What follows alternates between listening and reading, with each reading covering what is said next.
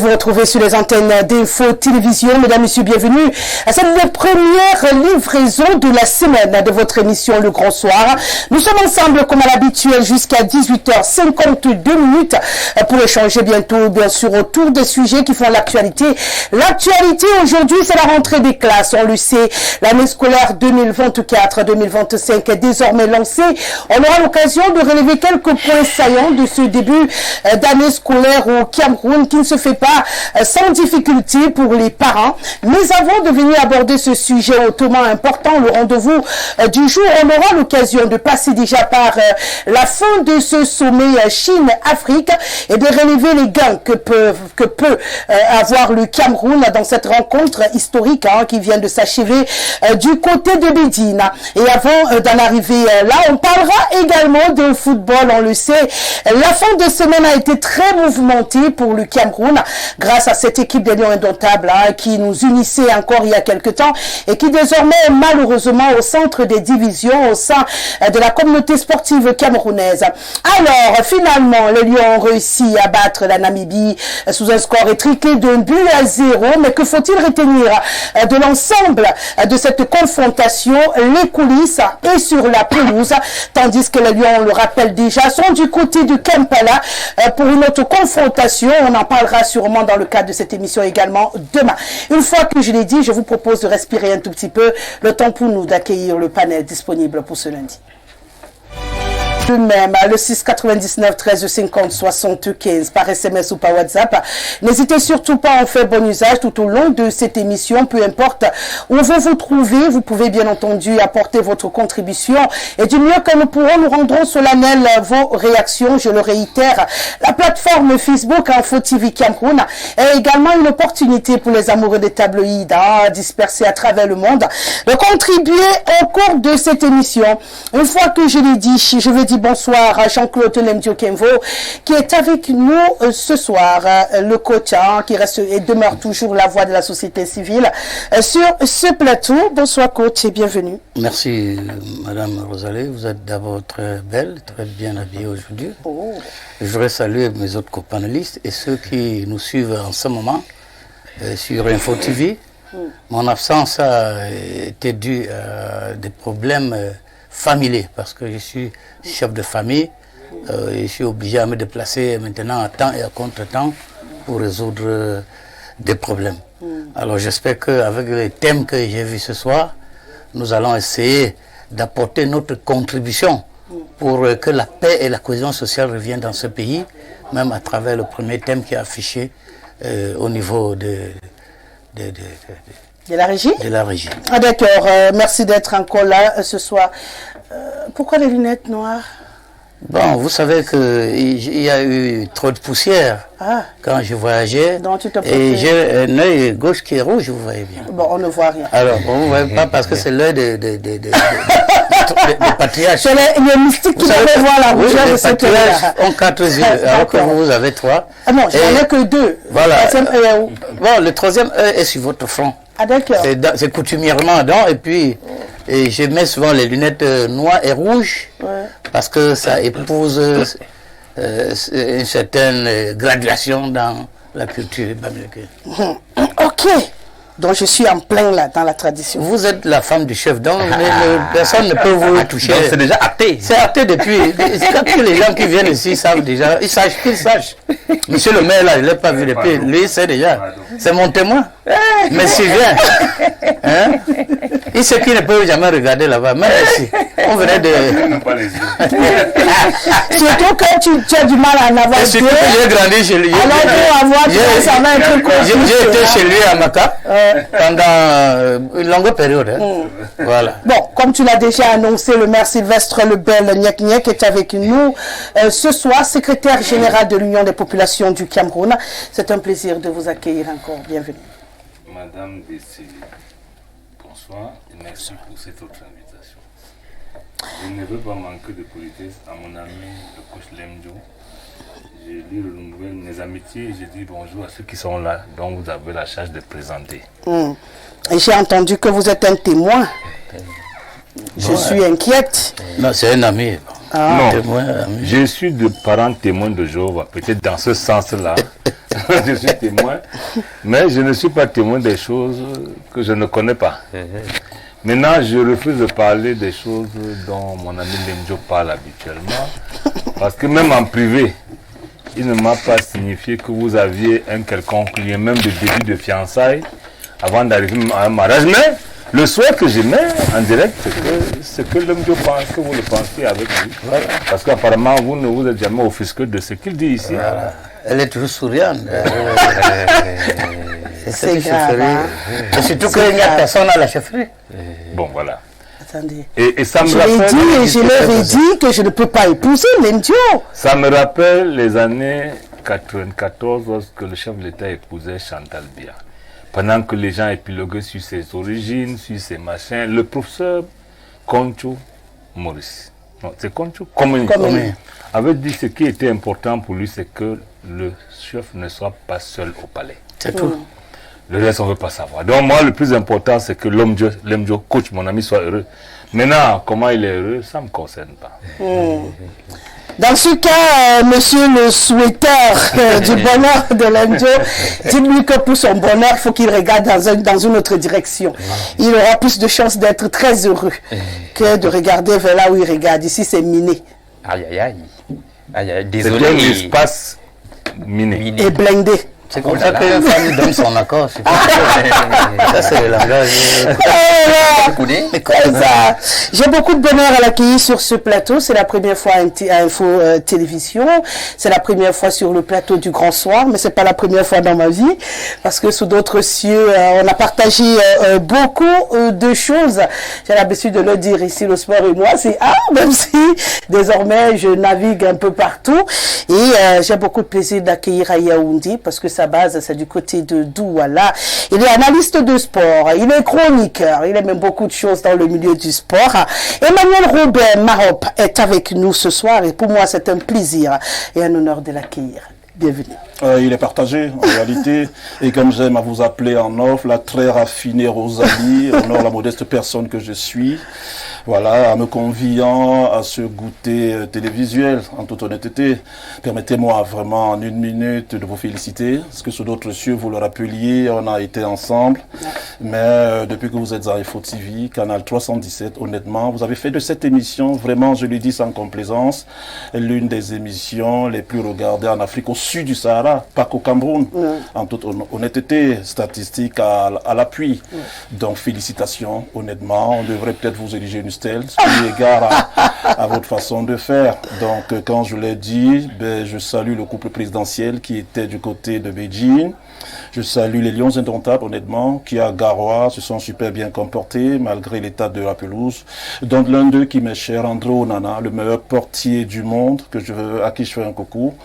Je salue tous ceux qui ont commencé les classes et j'ose espérer que voilà, ceux avec qui je partage ce goûter, on sera tous, comme j'aime à le dire, à la hauteur des échanges. Bien entendu. Et je sens également qu'il y aura beaucoup de pression. Mais vous y êtes habitués. On a commenté des matchs ensemble. Oui, mais la pression que j'ai en réalité, c'est de vous savoir modératrice, eu égard à votre thème vocal, à votre style langagière. Honnêtement, Molière dans sa tombe, honnêtement, voilà. Vous me replongez dans des souvenirs. On avait l'occasion de jouer à ce petit jeu-là sur certaines antennes lorsqu'on commentait les Coupes du Cameroun. Il faut dire que ça me fait beaucoup, ça me fait vraiment plaisir de te retrouver ce soir, franchement. Bon, on va le réserver, le laisser le reste, ça reste entre nous. Permets-moi d'accueillir également sur ce plateau Michel Gabriel Tchoudjem.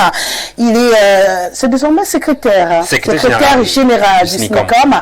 Il est enseignant, donc syndicaliste à l'appui. C'est un plaisir de vous avoir. Bienvenue. Merci pour l'invitation, Rosalie. Tu arroses quand? Bientôt. Ah, d'accord. Je suis très heureux que vous vous arroser avec quoi quand ils n'ont pas d'argent? Vous annoncez il a la parole. Maintenant tu achètes quand il va te museler, tu vas perdre les larmes de Mbolo, tu vas marquer dans le Cameroun. Secrétaire général du syndicat des instituteurs du Cameroun. Oui. Le bureau national a été mis sur pied depuis le 31 juillet 2024 dernier au terme du congrès national du SNICOM qui s'est tenu au siège national à Bogota. Alors tout s'est bien passé. Et le président national, M. Charles René Koum, m'a chargé, n'est-ce pas, de saluer à son nom tous les enseignants, de la maternelle jusqu'au supérieur, en passant par le secondaire, ainsi de suite. Attends. Alors, Attends. Oh là Je là. suis avec toi. C'est toi qui dis tous les jours sur le plateau, c'est que lorsque quelqu'un du RDPC parle, il est obligé de dire que Paul Biya. Maintenant, toi, on est de dire que tu salues les enseignants, tu dis déjà que ton président, Charles Kounta, chargé de saluer les enseignants. Oui. Mais s'il ne te chargeait pas, tu n'allais pas saluer les enseignants. Non, mais je le fais souvent. Mais c'est pourquoi la pirouette de ce soir m'inquiète. En tout cas, je voudrais, n'est-ce pas, dire au nom du Bureau national du Cinécom à tous les enseignants, bonne rentrée scolaire. D'accord, là c'est mieux. Tout le monde vaque effectivement à des occupations quotidiennes. La grève, n'est-ce pas, c'est pour plus tard. Il n'y a pas de grève, que la rentrée scolaire soit effective. Elle a commencé ce matin, elle va se poursuivre tous les jours. Je dis, n'est-ce pas, à tous les enseignants que nous sommes en contact, nous sommes, n'est-ce pas, dans, n'est-ce pas, les conciliabules avec l'État du Cameroun pour que les problèmes des enseignants soient résolus. Je vous souhaite beaucoup de courage. Merci beaucoup, Rosalie. Merci. Émile Messi, c'est un plaisir de te retrouver encore ce soir. La rentrée, c'était aujourd'hui. Je sais que tu es euphorique au moulin également de ce côté-là. Et pour les téléspectateurs, c'est la voix du RDPC sur ce plateau. Bienvenue. Merci de m'accueillir, Rosalie, et bonsoir. Bonsoir aux panélistes, bonsoir à tous les téléspectateurs qui nous regardent en ce moment, surtout pour cette émission. Donc, comme vous l'avez bien indiqué, je porte la voix du Rassemblement démocratique du peuple camerounais sur ce plateau et ce soir. Et comme tout bon parent, la rentrée scolaire a eu lieu aujourd'hui et on n'a pas été épargné des contraintes, des responsabilités. Il y a chaque parent qui, surtout pour les plus petits qui vont à l'école pour la première fois, il fallait tout faire et tout. Bref, nous sommes là et je crois que pour l'instant, tout se passe dans de très bonnes conditions. La rentrée est effective et je crois que les enseignants qui sont sur ce plateau confirment qu'il n'y a pas de problème, il n'y a pas de mouvement comme à l'accoutumée et nous espérons que, comme c'est à Yaoundé, que ce soit dans toute l'étendue du territoire national, que ce soit au nord ou au sud-ouest, que les élèves aillent à l'école. Et comme vous le savez très bien, l'école est l'avenir du pays. L'école, c'est par l'école qu'un pays doit se développer.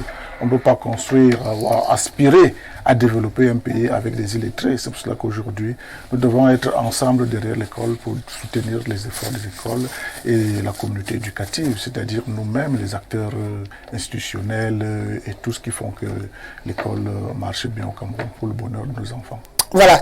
Merci d'être là. Une fois que le panel est présenté, je pense que tout le monde, c'est ce qu'on va faire maintenant. Dernier saluer, premier à intervenir, c'est le principe sur ce plateau. On va parler justement de cette rencontre. On va débriefer un tout petit peu cette rencontre Cameroun-Namibie qu'on a pris plaisir à regarder pour certains, à vivre en direct pour ceux qui étaient à Garoua. Un public très mobilisé pour la circonstance. C'était magnifique de voir ces Camerounais debout comme un seul homme pour applaudir, de quoi être ravis que finalement ils aient eu le bonheur à Garoua de vivre cette rencontre. Nous on est habitués déjà à Yaoundé, ils ont eu ce plaisir du côté de Garoua, on a pu le ressentir avec le parterre d'invités également qui étaient là, les autorités et autres. On a mis les petits plats dans les grands. Mais maintenant, la rencontre en elle-même, je vous laisse le soin de dire ce que vous avez vu, parce que si je dis ce que j'ai vu, on va m'accuser d'influencer les invités ce soir, mais je vais sûrement le dire parce qu'on le sait également, quand je parle de foot, j'y mets souvent le cœur. Donc voilà, Cameroun-Namibie, qu'est-ce qu'on peut retenir d'après vous? Ce qu'on doit retenir d'abord, c'est que ce que les Camerounais ont en commun depuis très longtemps jusqu'à ce moment, les lions sont un héritage du peuple camerounais. C'est un héritage, c'est un patrimoine national aujourd'hui. Et, comme vous le dites bien, il y a eu la mobilisation à Garoua. Oui.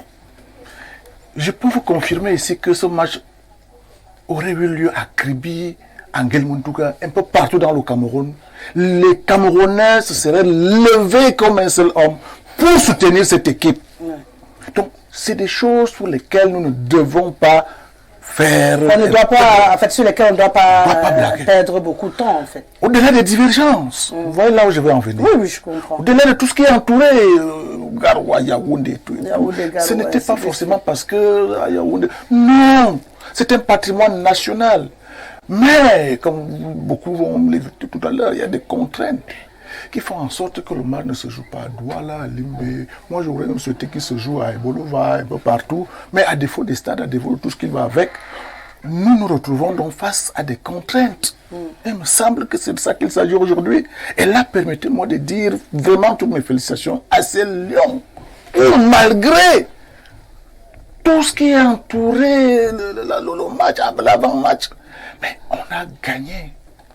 Mais quel soulagement. Vous savez que la Namibie, les 2 derniers matchs, sur les 6 points, on n'a eu qu'un seul point. Pire encore, même au Cameroun, on n'a même pas réussi. Mais là, on a battu la Namibie. Donc, de grâce pour tous les commentaires que je vous laisse soin d'en faire, je crois que je suis un Camerounais comblé. Pour les premières impressions, les Lions m'ont donné satisfaction.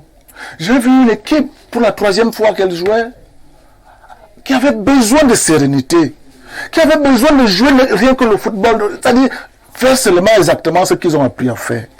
Nous avons aussi le devoir national patriotique de les y accompagner sur ce chemin-là.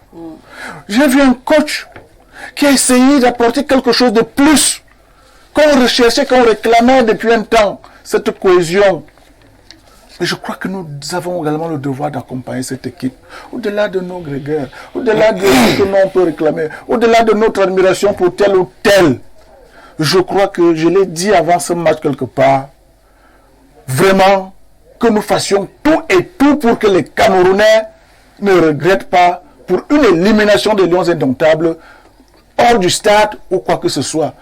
Les divergences, on aura toujours, encore plus sur le Cameroun est devenu un continent.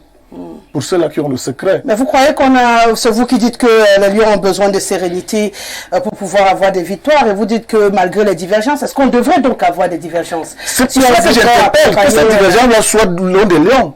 C'est-à-dire vous et moi. On ne devrait même pas en avoir. Pourquoi en avoir? Nous sommes des humains. Moi, je ne peux pas condamner aux gens de supporter tel ou de ne pas supporter tel. Les gens voulaient qu'on joue à Douala, d'autres voulaient qu'on joue à Garo, d'autres voulaient qu'on joue à Yaoundé. Voilà le point de divergence, par exemple. Par exemple, ça a été un débat au centre de beaucoup de préoccupations. Ceux qui voulaient qu'on aille à Garoua, ceux qui voulaient qu'on soit à Yaoundé, ça a été... Mais pour qu'on n'en arrive pas là, il faut bien que les acteurs impliqués, le MINSEP de son côté, l'ONES, la FECAFOUR et tous les autres, et nous autres, nous les accompagnons dans une unité parfaite. Or, il se trouve que s'ils sont déjà dans des sons discordants, ils vont nous emballer comme des moutons. Ceci derrière l'autre sans même savoir pourquoi et tout et tout et tout. C'est pour ça que j'ai dit, Dieu merci, les Lions ont le souci qu'au-delà de cette divergence, ils veulent jouer et ils veulent gagner. Et c'est ce qu'on a eu à Garoua. Demain, ils vont encore descendre contre le Zimbabwe, à Kampala. Je crois que le même esprit, la même communion, la même communication avec cette équipe-là doit faire en sorte que partout où on se trouve, que nous ayons d'abord des résultats positifs. On m'a même dit qu'il y a des gens qui prient pour que les Lions ne gagnent pas. Je me suis demandé mais comment cela peut arriver. Donc je crois que cette mobilisation qu'on a observée à Garoua, c'était le symbole du peuple camerounais. Peu importe là où le match là se joue. Je crois que même à Bakassi, même à je ne sais pas où, dans quelle zone du pays, il y aura la même mobilisation. Et je vais vous confier un secret. Même ceux qui réclament le sécessionnisme pendant les matchs des Lions, ils sont d'abord derrière les Lions avec le vert rouge jaune pour dire que nous sommes derrière notre équipe. D'accord. Sylvestre Lebel Niek, vous ne semblez pas avoir le même regard que notre cher Émile Messi, qui trouve que c'était passionnant, cette rencontre était belle, et que voilà, on retient qu'on a gagné, et que les gens qui font les problèmes là, qu'ils s'embrassent, amènent, pour qu'on puisse aller dans la même direction, tous ensemble. Ça peut être très beau, hein. Madame Gessel, à aucun moment donné, je n'ai entendu parler du match dans la prise de parole de mon ami Émile Messi. C'est ça qui est gênant. J'ai donné le soin spécialiste de nous dire ce que les passes, les dribbles, les tactiques, les stratégies. On ne peut pas tout parler. Mais il a trouvé le match très beau. Et on a gagné. Il a dit qu'on a gagné. À aucun moment, il ne vous a dit, il n'a rien dit sur le match lui-même. C'est pour ça que moi, j'aurais bien voulu me cantonner à donner mon point de vue sur le match. Allez-y. Voilà. Mais je suis obligé de commenter d'autres choses parce que vous ne l'avez pas arrêté. Okay. Ça veut dire qu'il est possible. Et bien sûr, c'est ouvert. J'ai bien dit, que retenir. Ça veut dire que je n'ai pas circonscrit. Je vais commencer par le match en disant que moi j'ai regardé le match. Pas entièrement, parce que j'avais une autre contrainte. Hein. Voilà. J'ai regardé le match, c'était quelque chose d'une équipe à qui je ne demande pas trop. C'est-à-dire que lorsqu'on a une équipe moyenne, fait de 2 ou 3 individualités qui peuvent se distinguer sur le plan personnel, il faut laisser le temps à la reconstruction. Pour moi, si Lyon avait perdu, je n'aurais pas été dessus. Parce que quand on voit le fond du jeu, nous avons l'impression quand même que quelque chose peut arriver. Et ça qui est intéressant pour moi. C'est-à-dire, le problème n'est pas qu'on gagne un match et qu'on s'en contente. Parce que ceux qui sont comme ça, lorsqu'on perd, ils changent complètement de point de vue. Moi, je suis un supporter de Lyon, quel que soit les cas. C'est-à-dire, même si on avait perdu à Garoua, j'aurais fait attention à autre chose, c'est-à-dire à l'avenir. Et l'avenir me semble être quelque chose qu'il faut commencer à reconstruire. Parce que si vous regardez la moyenne d'âge des Lions, il y a au moins 7 Lions qui ont plus de 30 ans. Plus. Et pour un footballeur, vous savez que le footballeur le plus robuste va en retraite en dehors de gardien de but entre 30 et 35 ans. C'est ça le problème. Vous ne pouvez pas compter sur une équipe lorsque vous avez plus de la moitié qui sont en train d'aller en retraite footballistique. Ça, c'est l'ancien footballeur et l'ancien président de club qui parlent. Maintenant, il y a des pépites qui arrivent. Je ne veux pas te donner les noms, parce que si je veux donner, il faudra que je donne tous les noms. Moi, je vais ajouter un seul Baléba. Voilà. Et il y a des gens qui nous donnent beaucoup d'espoir, il faut le dire carrément. Et c'est pour ça que un match moyen, bon, on a vu une équipe moyenne également en face. Hein. Il est très difficile de voir le football en face, vous n'avez pas la réplique nécessaire. C'est vrai qu'on a vu quelques occasions de buts de part et d'autre. Je pense qu'à un moment donné, toutes les deux qui auraient pu gagner ou perdre. C'est pour ça moi. En fait, 2 équipes moyennes qui s'affrontaient moyennement. Absolument. Avec quelques individus qui sortent quand même du lot, il faut le reconnaître. Ça, c'est l'analyse du match. Ça, c'est mon point de vue. Maintenant, l'ambiance autour de Lyon, je pense que une équipe ne fonctionne que parce qu'elle est disciplinée. Il faut qu'on arrête de faire semblant. Madame Guesseli, nous sommes ici, nous sommes des panélistes. Si je voulais me transformer en modérateur de l'émission, il ne faut pas qu'on dise que non, Guesseli doit négocier avec moi. Non. La réalité, c'est que chacun doit être à sa place. Maintenant, on est en cohérence et complémentaire pour que l'émission se passe bien. Mais il faut d'abord que chacun se remette à sa place. C'est ça le problème de Lyon. Il ne s'agit pas d'une cohésion qu'on veut inventer. Parce que ce qui est gênant dans ce pays, c'est que les gens font comme si on pouvait tout faire, il n'y a rien. Non. Je suis surpris que le problème de stade oppose les Camerounais. Le problème de stade n'est pas un problème d'aimer ou de ne pas aimer l'autre. Non. Chacun doit être à sa place. Lorsque chacun a sa place, je ne peux pas faire sans vous. Et vous non plus ne pouvez pas faire sans moi. Mais chacun doit être à sa place. C'est le principe. Donc, je pense que l'ambiance qui est là, pour moi, les dernières informations que je voudrais souhaiter fausses, mais malheureusement, ma disposition ne me rassure pas. Ça veut dire qu'à un moment donné, nous avons sur le cadre institutionnel le chef du gouvernement, à qui nous devons tous dire, même si on n'est pas d'accord avec lui, moi je ne suis pas son parti. Je peux ne pas l'aimer, mais lorsqu'il pose un acte sur le plan institutionnel, il faut que je le respecte. Il ne faut pas que les choses soient dites lundi et que mardi on recommence à faire la même chose. C'est ça qui est inquiétant. Et dans ces conditions, ce qui me gêne, c'est que le jour qu'on va perdre, on va tous, sauf moi bien sûr, parce que moi je dis, je soutiendrai les Lions même s'ils perdent. J'ai rien à voir que tel soit la FECAFOOT, tel soit au MINSEP. Comme footballeur, comme amoureux du football et comme Camerounais qui l'assume, je veux soutenir les Lions. Rassurez-vous que si on regarde les statistiques, ce n'est pas nouveau. Si vous revenez en arrière, tous les entraîneurs qui sont arrivés à la tête des Lions ont fait le même résultat au début. Tous sans exception. Y compris le dernier, l'avant-dernier. On peut ne pas l'aimer, mais je vous dis au défi, lorsqu'on nomme un entraîneur, on lui fixe des défis. Lorsqu'on a nommé l'avant-dernier entraîneur, parce que le dernier c'est celui qui est là, on lui a donné deux objectifs qu'il a atteints. Il les a atteints. Marc Brice a les deux également. Au-delà des matchs qu'il peut gagner ou perdre, l'objectif pour moi, c'est que Marc Brice arrive avec les Lions à la finale de la Coupe des Nations et à la finale de la Coupe du Monde. Moi, quel que soit comment ça se passe, si on arrive là, il faut atteindre les objectifs. C'est ce que je lui souhaite. Maintenant, contre Lyon, je voudrais leur souhaiter de rester des footballeurs professionnels. Je suis sorti du match. Hein. Un professionnel sait exactement, au-delà de là où mon cœur peut pencher ou pas, il sait comment on fonctionne en sélection nationale. Et là, c'est le footballeur qui parle. Je peux détester le coach. Je sais que c'est le patron du banc de touche. Tu peux le détester, hein? Oui. Je peux détester Marc Brice. Mais il faut reconnaître qu'aujourd'hui, c'est le patron du banc de touche que je ne confonds pas à la tanière. La tenue n'est pas le banc de touche. La tenue, c'est beaucoup de choses. C'est le MINSEP, c'est le gouvernement, c'est la FECAFOOT, c'est même nous autres, c'est tout le monde.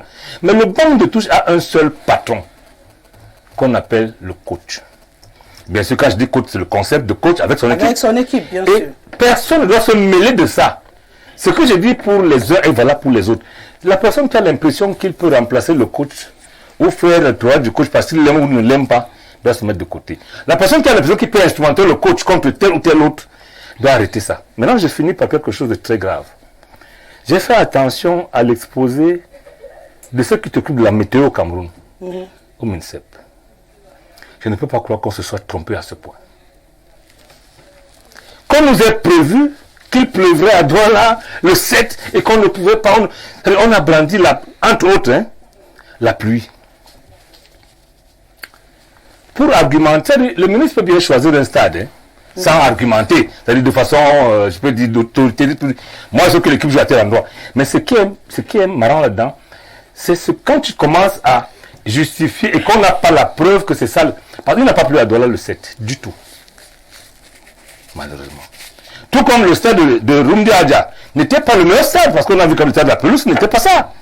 C'est-à-dire qu'en fait, on peut être dans la décision et gérer, mais lorsqu'on veut justifier, j'ai écouté certaines personnes dire comment, non, l'ONIES surtout, parce que comme c'est la position de l'ONIES. Un sous-traitant de quelque chose ne doit pas justifier ce qu'il n'a pas en charge. Par la CRTV, quand je parle de la CRTV, ça fait un problème. Je peux comprendre que la CRTV dise que nous n'avons pas les moyens pour nous déployer. Je peux comprendre. Mais là, sur l'ONIES, dans ce organisme, ajoute la CRTV, il y a un problème.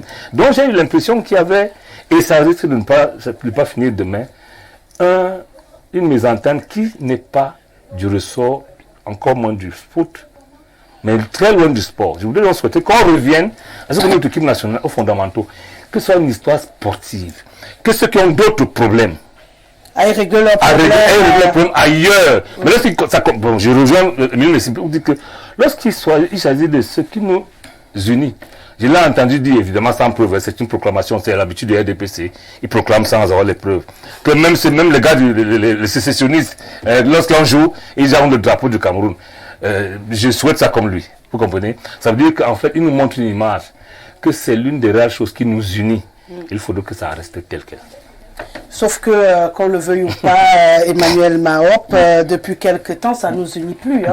Le football, malheureusement, si l'on peut voir les chocs qu'on observe sur les réseaux sociaux, les chocs entre confrères même dans la profession du sport, les chocs entre journalistes, entre footballeurs, c'est extraordinaire au Cameroun désormais. Et ne pas le dire, c'est pas dire la vérité.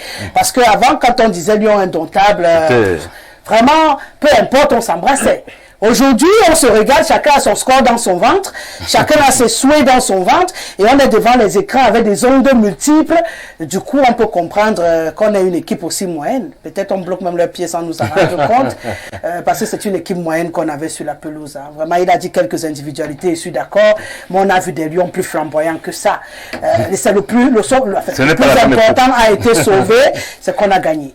Mais au-delà d'avoir gagné, il y a des choses à faire également. Il y a des choses à faire, des choses à refaire. Je me réjouis justement que vous ayez pris votre casquette de journaliste de sport un temps soit peu pour nous interroger dessus. Bon, je me suis réjoui de la prise de parole de mes deux panélistes, honnêtement. Ils ont dit des choses sympas, mais ils ont touché beaucoup plus le volet qui n'a pas trait justement à la pelouse. Et qui pourtant nuit la pelouse. Oui, ça pourrait nuire, mais en réalité, ils ont dit des choses sympas que je partage. Pourquoi? Parce qu'un match, en réalité, avant qu'il ne se joue sur la pelouse, il est joué sur le plan de l'administration, etc. C'est très important ce qu'ils ont dit. Il faut pas balayer ça du revers de la main. Il faut en tenir compte. Et quand vous parlez de nuisance, quand vous parlez d'opposition, permettez-moi, avant que de développer, de vous rappeler, et ça c'est des choses que vous savez, Monsieur Messia semble le dire, les Lions indomptables font partie des emblèmes nationaux. C'est très important. Donc à partir de là, les Lions devraient unir, justement, plus que par le passé. Et je me réjouis justement de la chute du maire, justement, qui pense que, quels que soient les résultats des Lions, il faut être supporter des Lions à fond la caisse. Ça désunit, mais davantage encore, parce que ce qui se passe, revenons sur le terrain, en toute honnêteté, respectée Rosalie, moi je n'admettrai pas en réalité, je préfère le dire à l'éducatif, je n'admets pas que les adjoints, par exemple, de Matt Brice, adjoints de la Fédération camerounaise de football, qui ne se sont pas déjà mis ensemble pour la convocation des joueurs, parce qu'avant que les joueurs ne s'amènent, le sélectionneur national et ses adjoints se penchent sur les joueurs à convoquer, évidemment en fonction de la philosophie, il a parlé de team coaching, en fonction des performances en club, etc., etc. Donc Matt Brice, donc, avec sa bande inclus les François Mambique, etc., se regroupent pour convoquer les joueurs. Vous voyez, ils les convoquent parce qu'ils sentent quelque chose. Donc quand ils les convoquent, donc les joueurs s'amènent, c'est eux encore qui les préparent au match de Gawa pendant 3, 4, 5 jours. Donc c'est une incongruité. En réalité, on le voit ça qu'au Cameroun, et ça va diviser davantage que certains adjoints rompus à la tâche, ça c'est une certitude, de la Fédération camerounaise de football, en viennent à s'asseoir au banc de touche alors qu'ils n'ont pas préparé les jours qui précèdent le match, les acteurs que sont les internationaux. Ça c'est même très très très grave. Et il y en a parmi eux certains qui font partie des officiels, des instructeurs de la FIFA. Comment demain vont-ils apprendre aux entraîneurs? Qu'est-ce qu'ils vont leur dire justement? Voilà, que même si vous ne préparez pas une équipe, un club, etc., le jour du match, venez vous asseoir au banc de touche, il n'y a pas de feeling. Et vous avez bien fait de mentionner le volet scission. En réalité, c'est la quintessence. Scission entre les journalistes, les hommes de médias, scission même dans le groupe déjà. Parce que vous ne pouvez pas priver Matt Brice de ses adjoints, justement, avec qui il travaille depuis un certain temps. Ça, c'est vouloir, et vous avez bien fait de mentionner l'esprit négatif. Et là, cet esprit négatif, il s'y infiltre. Parce que quand vous n'êtes pas unis, quand vous n'êtes pas en juxtaposition, en fusion, forcément, l'esprit négatif s'immisce. Et ça peut donc, et vous avez bien fait de le mentionner, nous permettre d'avoir des performances comme celle-là. Et à cela, ma bellissime, la très raffinée Rosalie, par l'état de la pelouse. Normalement, un état normal, les Namibiens même peuvent justement demander à la FIFA, à la CAF autant pour moi, de leur rendre compte, de savoir comment est-ce qu'on peut choisir de jouer sur une pelouse comme celle-là. Et résultat des courses, l'OMS a bien eu raison en amont de signifier que la pelouse de Garoua n'était pas sympathique à jouer. Pour un pays comme le Cameroun qui en regorge dont celui de Yaoundé sur lequel vont se produire les Tchadiens et les Ivoiriens demain. Donc ça c'est la première des choses. Maintenant, sur le match à proprement parler, vraiment je préfère me limiter au match, à ce qui est technique. Sur le match à proprement parler, les Lions méritent qu'on leur érige une stèle. Parce que vous ne pouvez pas, Rosalie, quand vous venez préparer, quand vous faites votre émission, sortir de celle-ci, vous allez préparer l'actualité de demain. Évidemment, s'il y a une actualité brûlante, vous allez faire avec. Mais s'il n'y a pas d'actualité, vous la préparez. Donc vous prenez soin des heures avant. D'ailleurs, on en a discuté en off. Vous faites un travail de ouf. Des fois, c'est à minuit que vous pensez les thématiques et vous invitez les panélistes en fonction. Parce que autrement, vous voulez être up-to-date. Donc, on ne peut pas préparer les Lions dans ces conditions-là. Ça n'est pas possible. Et aujourd'hui, j'ai eu dire à l'heure actuelle que l'entraînement même, et là je le dis au conditionnel, n'aurait pas eu lieu, ce qui est gravissime. Parce qu'au sorti du match de Garoua, je pense pas que les Lions aient fait le décrassage, peut-être qu'ils l'ont fait étant arrivés aux premières heures de la matinée de demain à Kampala, mais si vous restez sans entraînement, sans reconnaissance de terrain, alors que vous jouez demain, ça pose problème. C'est vrai qu'il y a la cohésion, c'est vrai ils commencent à se reconnaître, mais les muscles, forcément, ils sont en début de saison, ils sortent de préparation physique généralisée, ça peut poser problème. Donc vraiment, je préfère me limiter à là, en espérant vraiment que pour le match de demain, malheureusement, c'est encore fait, mais que ce soit un autre staff qui a été amené, ou du moins qui sera amené demain à seconder Matt Brice. Ça, c'est mettre Matt Brice à l'étroit. Parce que peut-être qu'il pourrait vouloir, il a dit en conseil de presse, mais quand on est de la Fédération camerounaise de football, d'abord fédération veut dire fédérer juxtaposition, quand on pense que les Lions sont un emblème national, quand on sait que les Lions sont un objet de juxtaposition, de fusion, on voudrait justement leur baliser le chemin pour les amener à gagner. Mais on ne peut pas justement mettre Matt Brice à l'étroit comme ça, parce que sur le banc de touche, évidemment, avec ses adjoints, il y a justement cette petite, j'ai envie de dire, communion. Mais s'il n'y en a pas avec les autres, ça pose problème. Et le mal, certainement, pourrait venir de là. On va dire des choses un peu plus sympathiques. Quand vous allez me donner le deuxième temps de parole, mais c'est ce que j'avais à dire d'entrée de jeu concernant ces Lions et surtout la manière dont ils ont préparé ce match et qui n'était pas sympathique, mais au finish, ils ont remporté. Je demanderais qu'on leur égide une stèle parce que quand une équipe se comporte comme ça, elle est stratosphérique parce que ça n'est pas évident justement de se comporter bonnement, j'ai envie de le dire, dans ces conditions-là. D'accord.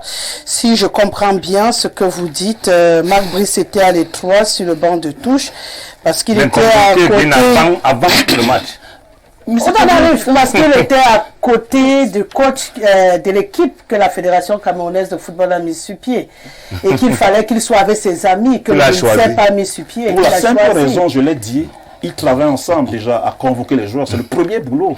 Ils l'ont fait, il l'a fait avec Oman Bié. Maintenant, j'ai une autre question avant de passer la parole à Lemdio. Oui. Vous êtes dans le milieu du sport. Oui, tout à fait vrai. Qui choisit l'équipe technique? Qui choisit l'équipe technique? Des Lions indomptables. Ben, qui choisit l'équipe technique? Des Lions indomptables du Cameroun d'après les tests. Je vais vous dire une chose. Non, permettez, je vais vous dire. J'ai envie de vous poser la question, mais c'est vous qui le faites bien. Non. Donnez-moi juste une réponse. Non, ne me dites pas des questions. Dites-moi d'après les tests. Qui choisit, je ne suis pas sur le coach, parce que le coach, il y a plusieurs possibilités. Je demande qui valide l'équipe technique. Et il y a deux possibilités. Il ne faut pas pour moi. Je sais. Soit le président de l'Africa Foot propose par le même mécanisme, soit le ministère également fait la même chose. Rosalie. C'est ça.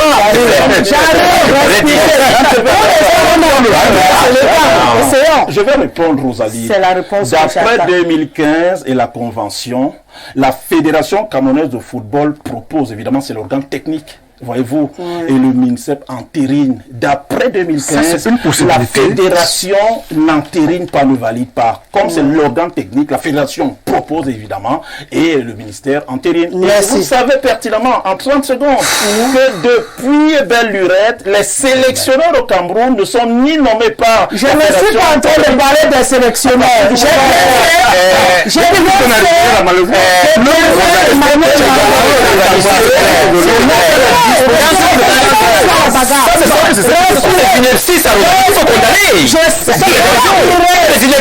Respirez. On va s'écouter.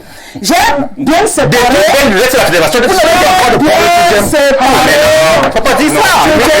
Faut pas dire ça.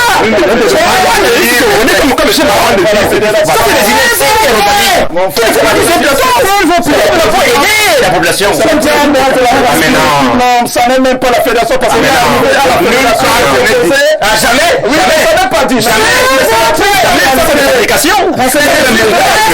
Parce que ça vient de c'est le montage, ça. Il faut détruire ça. C'est vous avez besoin de vous donner une bouteille. Je le dis pas, sinon. Mais non. J'avais juste besoin d'avoir cette réponse pour qu'on puisse évoluer. Après, c'est bon, c'est bon. Même les élèves, Rosalie. Non, ne m'appelez pas quand je vous demande de vous arrêter. Je demande de vous arrêter, vous arrêtez. Voilà, c'est pas facile, je sais. J'ai posé cette question, j'ai fait exprès de bien scinder, parce que je sais qu'Emmanuel Mahop est dans ce milieu depuis belle lurette, et que cette seule réponse me suffisait pour poursuivre la discussion. C'est très important de faire la part des choses. Il a dit tout à l'heure quelque chose, Sylvestre, que si tout le monde s'assied sur son siège, on va cohabiter. C'est valable dans les entreprises. Tout le monde ne peut pas manger partout. Non. A dit, on vous nomme, toi tu as ta part, c'est la table, la part de l'autre c'est le téléphone, la part de l'autre c'est la caméra. Si tout le monde est debout sur sa chaise, on crée la chaîne et on fait avancer la machine. Voilà. Si quelqu'un pas fait le travail de l'autre, l'autre pas fait le travail de l'autre, la chaîne se brise. Voilà. Et on a donc le genre de discussion que nous avons aujourd'hui dans les bars. J'ose croire qu'ici on va faire parler ce qui est vrai. La loi, les tests et tout, et on va se comprendre. Nous sommes là pour dire la vérité. Donc, je me retourne vers le coach Lemdio qui s'impatiente également. Tu me fais d'abord ta lecture, hein, général. J'ai déjà ouvert le match, les à côté, j'ai pas de souci. Qu'est-ce qu'on doit retenir de cette rencontre? Mon cher Emmanuel trouve que si on avait laissé Marc Brice avec son équipe, c'est mieux pour lui, il sera en paix. Lorsqu'on lui impose de travailler avec l'équipe de la Fédé, il est un peu à l'étroit et c'est pas cool pour lui. Donc il faut qu'on s'assure qu'il est cool. Il est bien installé, Marc Brice, pour pouvoir apporter des bons résultats avec les Lions. Madame Rosalie, le Cameroun va en décadence à cause des intellectuels mal façonnés qui passent leur temps à mentir au lieu de dire la vérité au public. C'est ça. C'est-à-dire que les gens maîtrisent les choses, ils connaissent bien ce qu'il faut faire, mais ils viennent mentir sur des plateaux de télévision. Moi, je voudrais déjà commencer, c'était une entrée, je félicite déjà cette équipe parce qu'elle a gagné. Mais, quand on observe un match de football, il y a des paramètres techniques et des caractéristiques qu'il faut dégager. Est-ce qu'il y a eu possession de balle pendant le match? Quelle a été l'animation de jeu de l'équipe? Quel est le style de jeu? Quel est le style du coaching de l'entraîneur? Nous avons vu une première mi-temps complètement sobre. C'est-à-dire qui n'avait aucune production d'effet. Les Lions étaient très lents dans la passation du ballon. C'est-à-dire que vous prenez le ballon, il faut faire au moins 30 secondes pour jouer, les lourdeurs sur le stade, aucune transition de la zone défensive jusqu'à la zone offensive. Un milieu de terrain complètement perdu, libre de tout marquage sur les joueurs namibiens. Au point où on a retrouvé certains namibiens dans notre surface de réparation, de finition, mais ils étaient maladroits parce qu'ils auraient pu marquer. Donc maintenant, nous n'avons pas compris pourquoi les Lions étaient très démotivés à la première mi-temps. Démotivés parce que vous avez senti que c'était un sport individuel au lieu de devenir un jeu collectif. Aboubakar Vincent a passé presque toute la première mi-temps sans toucher un seul ballon parce qu'il n'y avait personne pour lui donner le ballon. Et pourquoi? Parce que le coach a mis un système de jeu qui ne sied pas à l'équipe. Quand il joue en 4-1, 4-2, 4-1, 4-1, Aboubakar est isolé là-bas devant. Au milieu de terrain, le milieu de terrain qui peut apporter l'offensive devant, et ils sont assis au banc, coup de Kevin et coup de Malon. Vous avez vu Zambouangui, ça, ce n'est plus le Zambouangui, ça, de tout le temps. Il fallait le jeune Baleba qui porte les percussions dans la surface, mais il se bute toujours parce que pendant qu'il porte le ballon, personne ne crée de possibilité de recevoir le ballon. Parce qu'il faut des courses croisées. Quand un milieu de terrain porte le ballon vers l'avant. Vous n'avez vu aucune course, Aboubakar était seul, les autres étaient excentrés sur les couloirs, comme si on marquait les buts sur les couloirs, et ça n'a pas porté.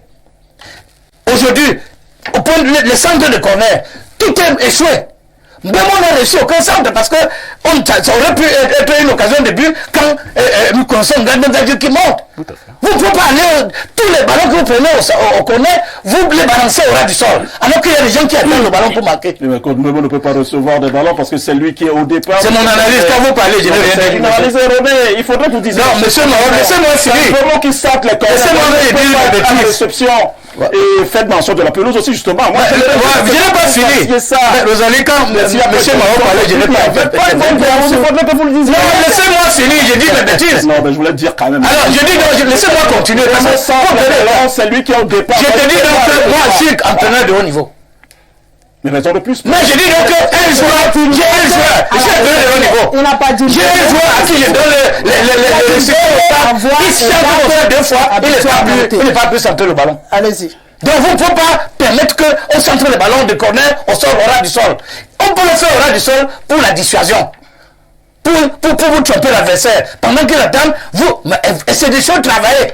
Vous pouvez faire un truc où il n'y a pas de vos entraînements. Ce n'est pas parce que les autres précédents matchs, Mandri qui n'a pas le temps de travailler que les balles arrêtées. Il en a profité.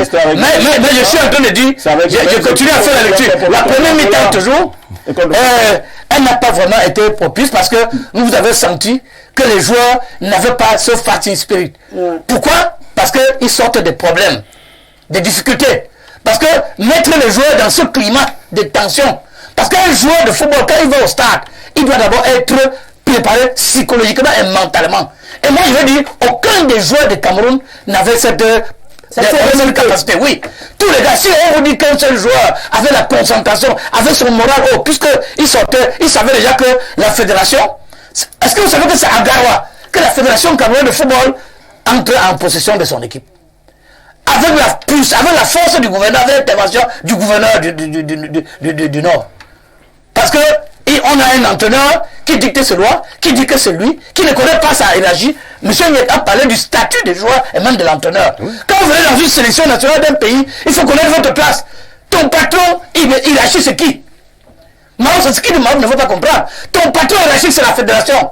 La tutelle, il y a une définition de tutelle. Hein. Quand on parle de tutelle, qui est le ministère des Sports, monsieur Mahou, il y a une définition de tutelle. La tutelle n'est pas le patron immédiat de n'est pas la hiérarchie. n'est pas la hiérarchie Mais il n'a pas fait aucun. Non, il faut qu'on vous dise. Acceptez ça déjà. C'est la vérité. Mais la fédération a une tutelle.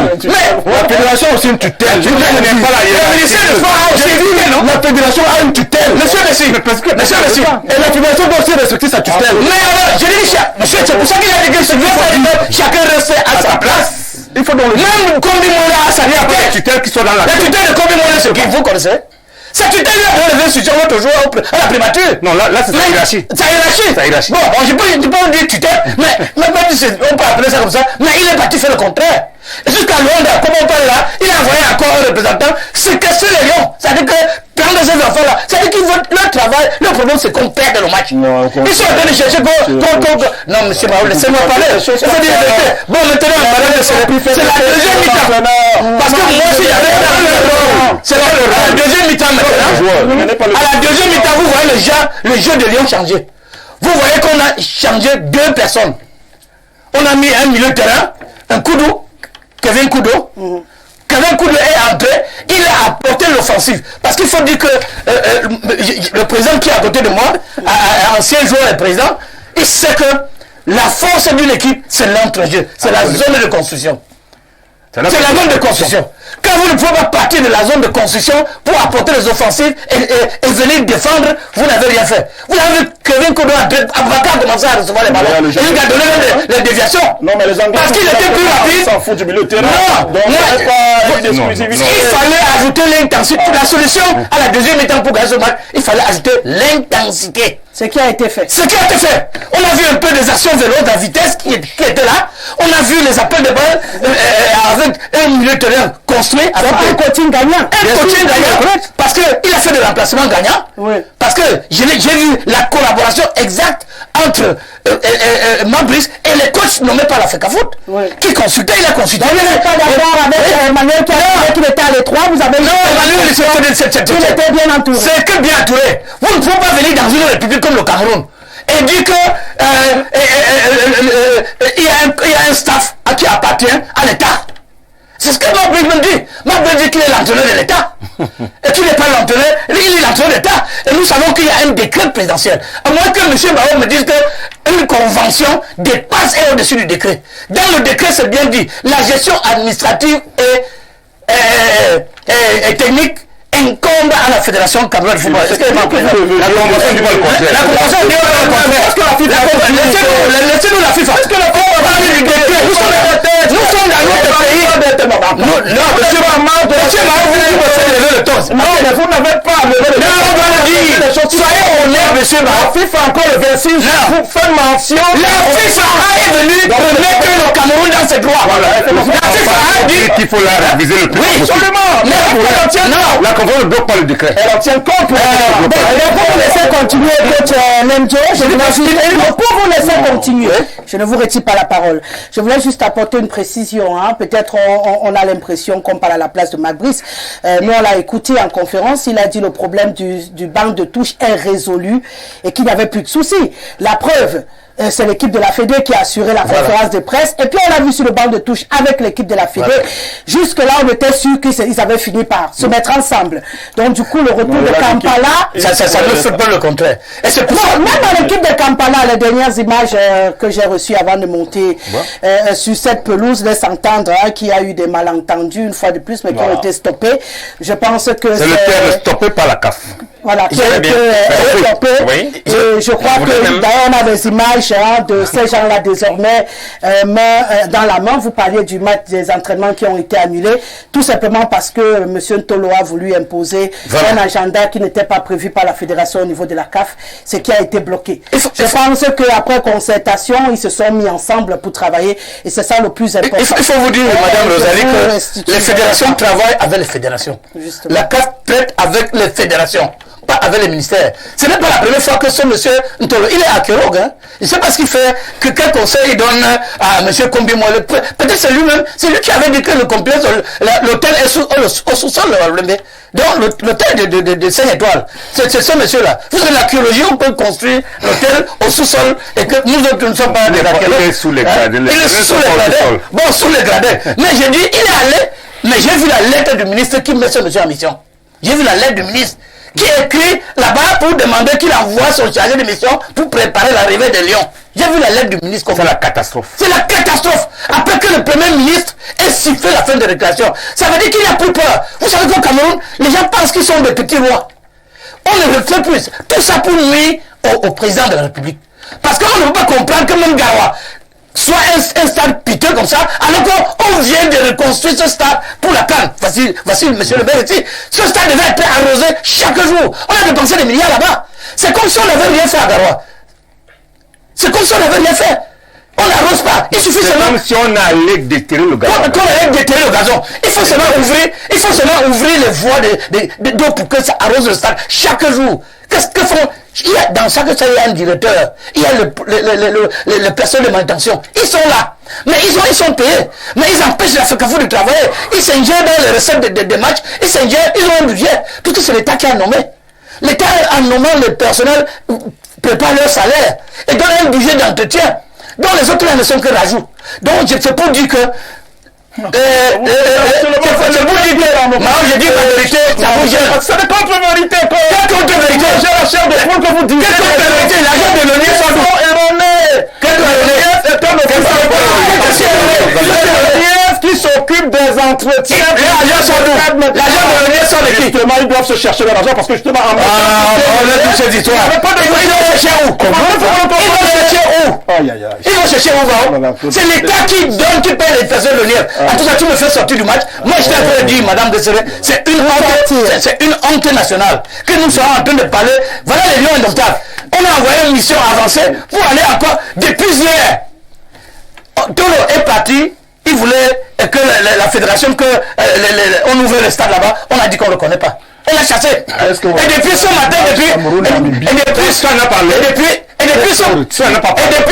monsieur. Et depuis ce matin, les joueurs n'ont pas fait une reconnaissance du stade, fait une scène d'entraînement. Comme Mme de Sélé l'a bien dit tout à l'heure. Les joueurs, c'est très dangereux. C'est-à-dire que les gens, on ne sait pas si ils ont un agenda caché. On a un agenda caché. C'est une interview. Ce n'est pas une interview. Mais je dis que qu'est-ce qu'il a kidnappé les joueurs? Et c'était comme ça à l'aller ici. Quand les joueurs sont arrivés, au lieu de rejoindre là où le tel que la fête, qui va leur payer les factures? Quand une chose, madame de Sélé, qui va payer les factures? Bon, maintenant, le staff de Combi qui ne fait que voyager pour aller faire dormir les joueurs deux par chambre. Vous pensez qu'une équipe nationale peut jouer avec sérénité dans ces conditions, en train de partager les chambres? Les gens sont en train d'instrumentaliser les joueurs ne savent même pas. On a retenu qu'il y a un manque de respect des responsabilités des hommes. Mais il faut respecter les tests. Il y a le non-respect des tests, il y a le non-respect des lois qui régissent le football en général. La FECAFO reste jusqu'aujourd'hui le seul élément qui est dans son droit depuis. Et quand monsieur parlait tout à l'heure du patriotisme, le football camerounais, c'est le seul parti politique qui rassemble encore tous les Camerounais. Vous devez le savoir. En 90, quand le pays se devait voler en éclat, on a gagné l'Argentine. À Kacha, on n'est même plus allé, le Lion n'est plus allé à Étoudi. Et c'est depuis ce jour qu'il y a un peu le patriotisme derrière le football dans ce pays. Qu'est-ce qui s'est passé? Mais aujourd'hui, les politiques, tes amis, les politiques se sont impliqués parce qu'on voit un jeune président qui est arrivé à la fédération. Ils ont peur qu'un jour, comme ils ont appris que Wéa est président là-bas, que le zèle et puis la population de cet enfant qui ne veut que travailler puisse l'amener aussi à la présidence parce qu'ils savent que s'ils viennent là, ils sont morts. Ils vont devenir affamés, ils ne vont plus voler. Et c'est pour ça que la fédération aujourd'hui est en bonne marche, elle travaille dans les règles de l'art et cet enfant ne parle même pas. Il est soutenu. J'ai suivi un autre dit que s'il a gagné, parce que c'est pas bien, la présidente l'a soutenu. Si la présidente te soutient, ça veut dire que tu es valable. Michel Gabriel Toudiem, je vous donne donc la parole.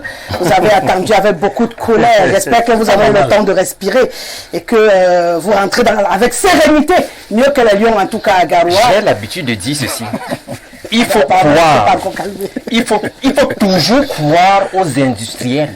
que l'événement punit en cas d'erreur, au lieu que de croire aux philosophes qui tirent profit d'opinions mal fondées.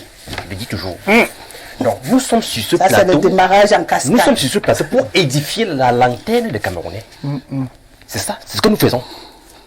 Vous nous invitez ici là parce que nous sommes supposés connaître un peu plus. Attaquer une fois. Nous sommes supposés.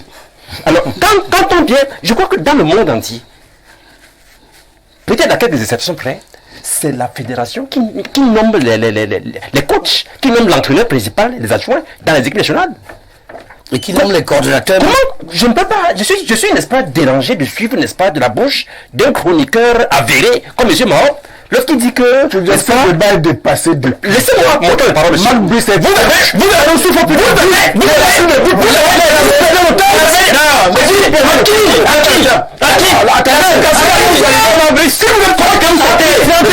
Vous allez vous faire c'est moi qui commande. Monsieur Messi. Aucun nom n'a me donné. Aucune leçon. Moi je parle pas. Pas du tout. Mais c'est hors sujet. On peut parler. C'est pas mon TV que je parle. C'est moi qui parle du match. Voilà, c'est moi qui commande ici. C'est moi qui ai la parole. Bon, après... On se tait, monsieur Messi. Voilà. C'est un autre genre. Voilà. Bon, on va revenir. Allez-y, exprimez votre opinion. Michel Gabriel Toudien. Votre question a été fondamentale, Rosalie. Qui choisit l'équipe technique des Lions Indomptables? J'allais même dire. C'est ça la question. Qui choisit l'équipe technique d'une équipe nationale? C'est la question qui nous réunit. C'est la fédération. Ce n'est pas le ministère. Je crois bien que la FIFA et la CAF, n'est-ce pas, ne reconnaissent que le staff technique choisi par la fédération.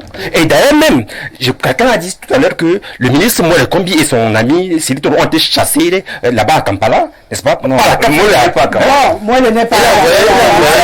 Mais oui, voilà, mais il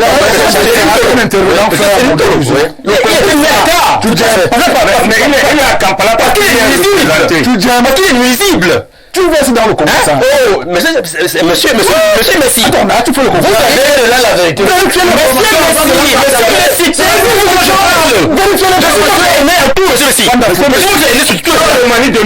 Il n'est pas. Je parle. Il faut qu'il me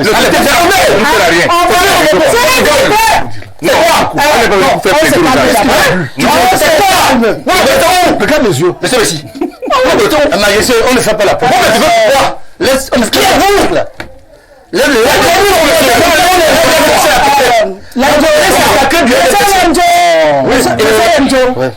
Quand je donne la parole à quelqu'un souffré qui prend la parole. Mais c'est toujours m'étouffer. C'est toi. C'est toi. Bon, on va respirer. Vous ne voulez pas de moi, vous êtes qui? Bon, là on va souffrir. C'est toi. On va respirer. J'ai un problème avec vous. Vous aussi. Il a vu quoi? C'est la dernière fois, monsieur. On va éviter Michel Gabriel. Je sais. Regardez-moi. On va respirer beaucoup. On va respirer. Ça se passe à côté de toi. Oubliez Émile Messi. Restez sur vos informations et donnez votre avis. Respirez un grand coup, ça va aller. On va éviter de se droiter parce que nous sommes de grandes personnes. D'accord?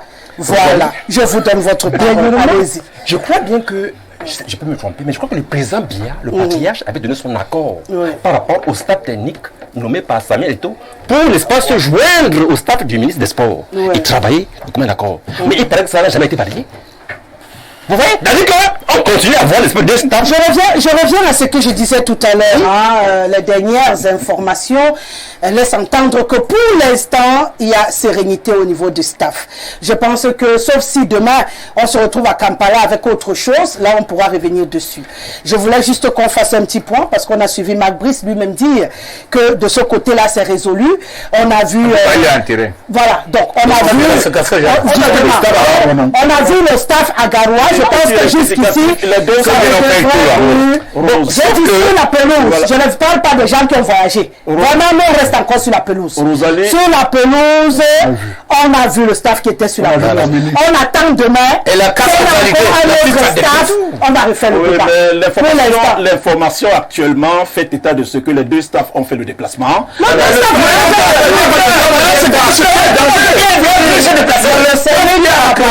le staff qui est accrédité est celui de par la Confédération africaine de football, est celui de la Fédération congolaise de football.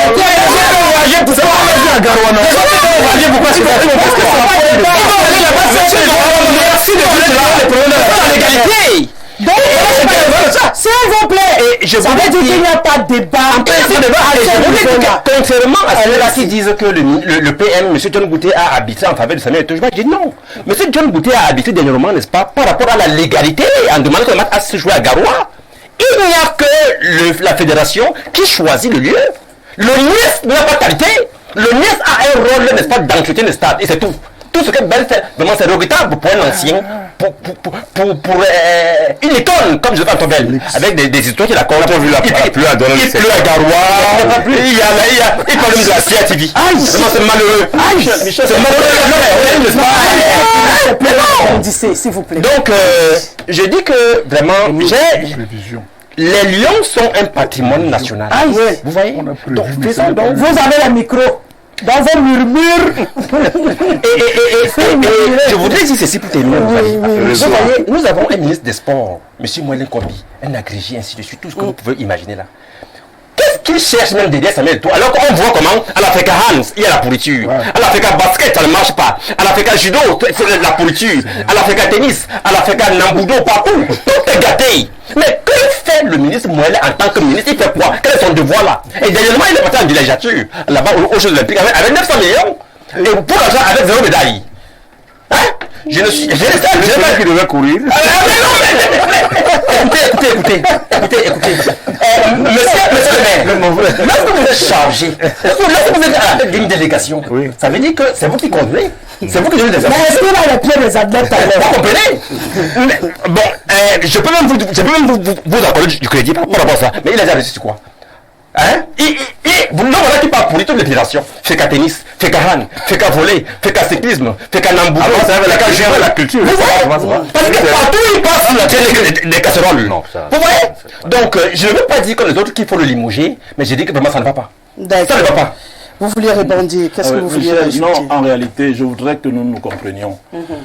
Dans l'absolu. Vraiment, dans l'absolu, vous avez raison, et tout le monde le sait. Rosalie en premier. Merci de le connaître. Non, laissez Rosalie n'est pas ici pour avoir raison. La fédération, en réalité, c'est le patron de la fédération qui a fait, c'est le président de la fédération qui est le patron du sélectionneur. Vraiment, c'est comme ça. Merci de le connaître. Dans l'absolu. Merci. Vraiment, je merci. Ça, c'est objectif. Dans l'absolu. Ça, c'est légal. Permettez. Il a dit dans l'absolu, dans la suite de l'absolu. Sauf que l'absolu de Cameroun, heureusement ou malheureusement, le président de la fédération n'est pas autonome financièrement. Ça n'a rien à voir. Ça n'a rien à voir. Et de ce point de vue, l'État, on va le dire comme ça, de manière triviale, de manière prosaïque, qui paie le sélectionneur a le droit de regard. Michel, vraiment ça, je vous le dis comme un frangin.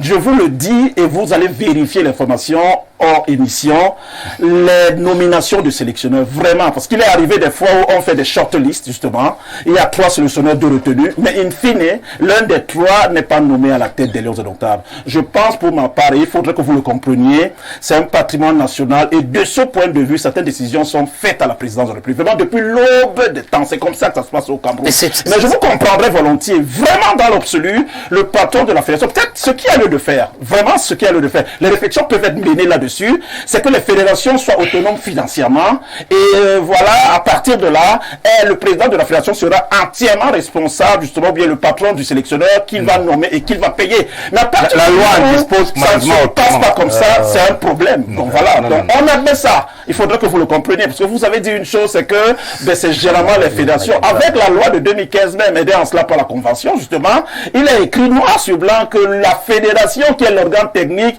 n'a qu'un seul rôle, qui est celui de proposer, de suggérer. Mais in fine, c'est le ministère des Sports qui en tire. Encore, c'est écrit. C'est votre interprétation. Il a proposé, l'avocat ne l'avait même pas dit. Ma business va être choisi par un avis obligatoire, pas un avis conforme.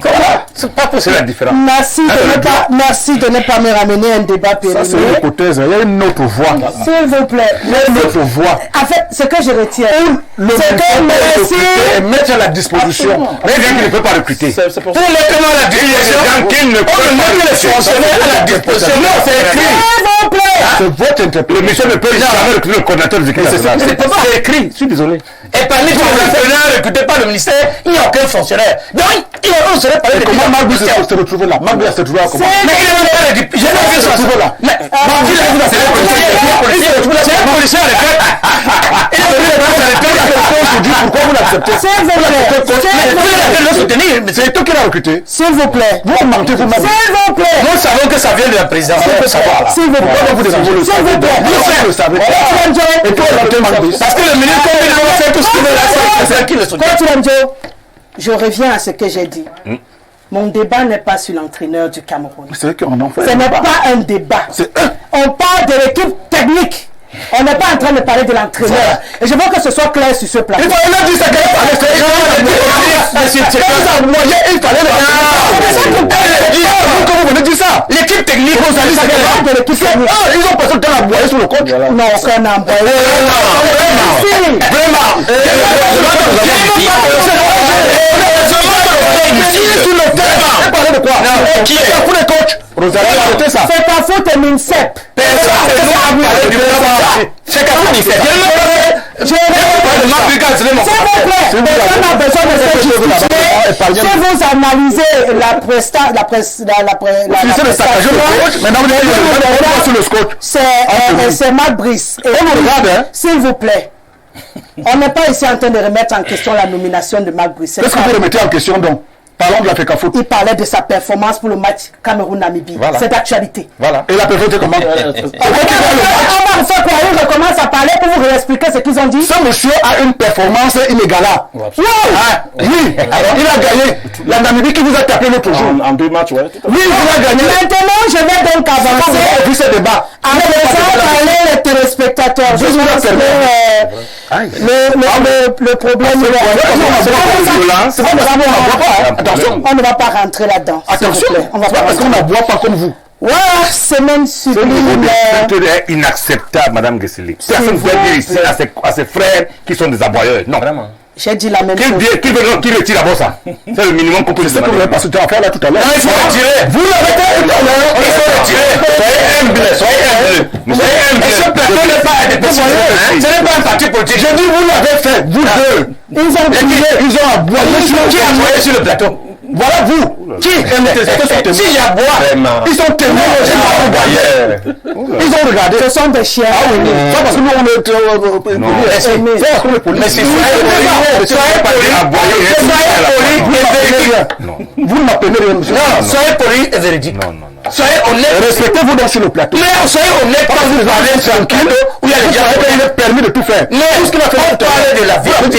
Quelle vérité? C'est de la vérité. Tu veux la vérité? C'est la vérité. Tu veux la vérité? Tu es un entraîneur au Cameroun. Si tu veux, on va parler. Tu as quel club? Tu es un entraîneur. Tu parles de tu as entraîné quel club? Moi j'ai entraîné plateau, arrête-nous ça. Oui, ça va. Alors, je suis un entraîneur de plateau. Et tu avais tu es un panéliste de plateau. Moi je suis un fan. Tu es fan de quoi? De Lyon. Et tu ne soutiens pas ces Lions. Je soutiens. Tu dis que tu es le pire. Tu ne soutiens pas les Lions. On va faire, si vous continuez, on va vous régler. Voilà.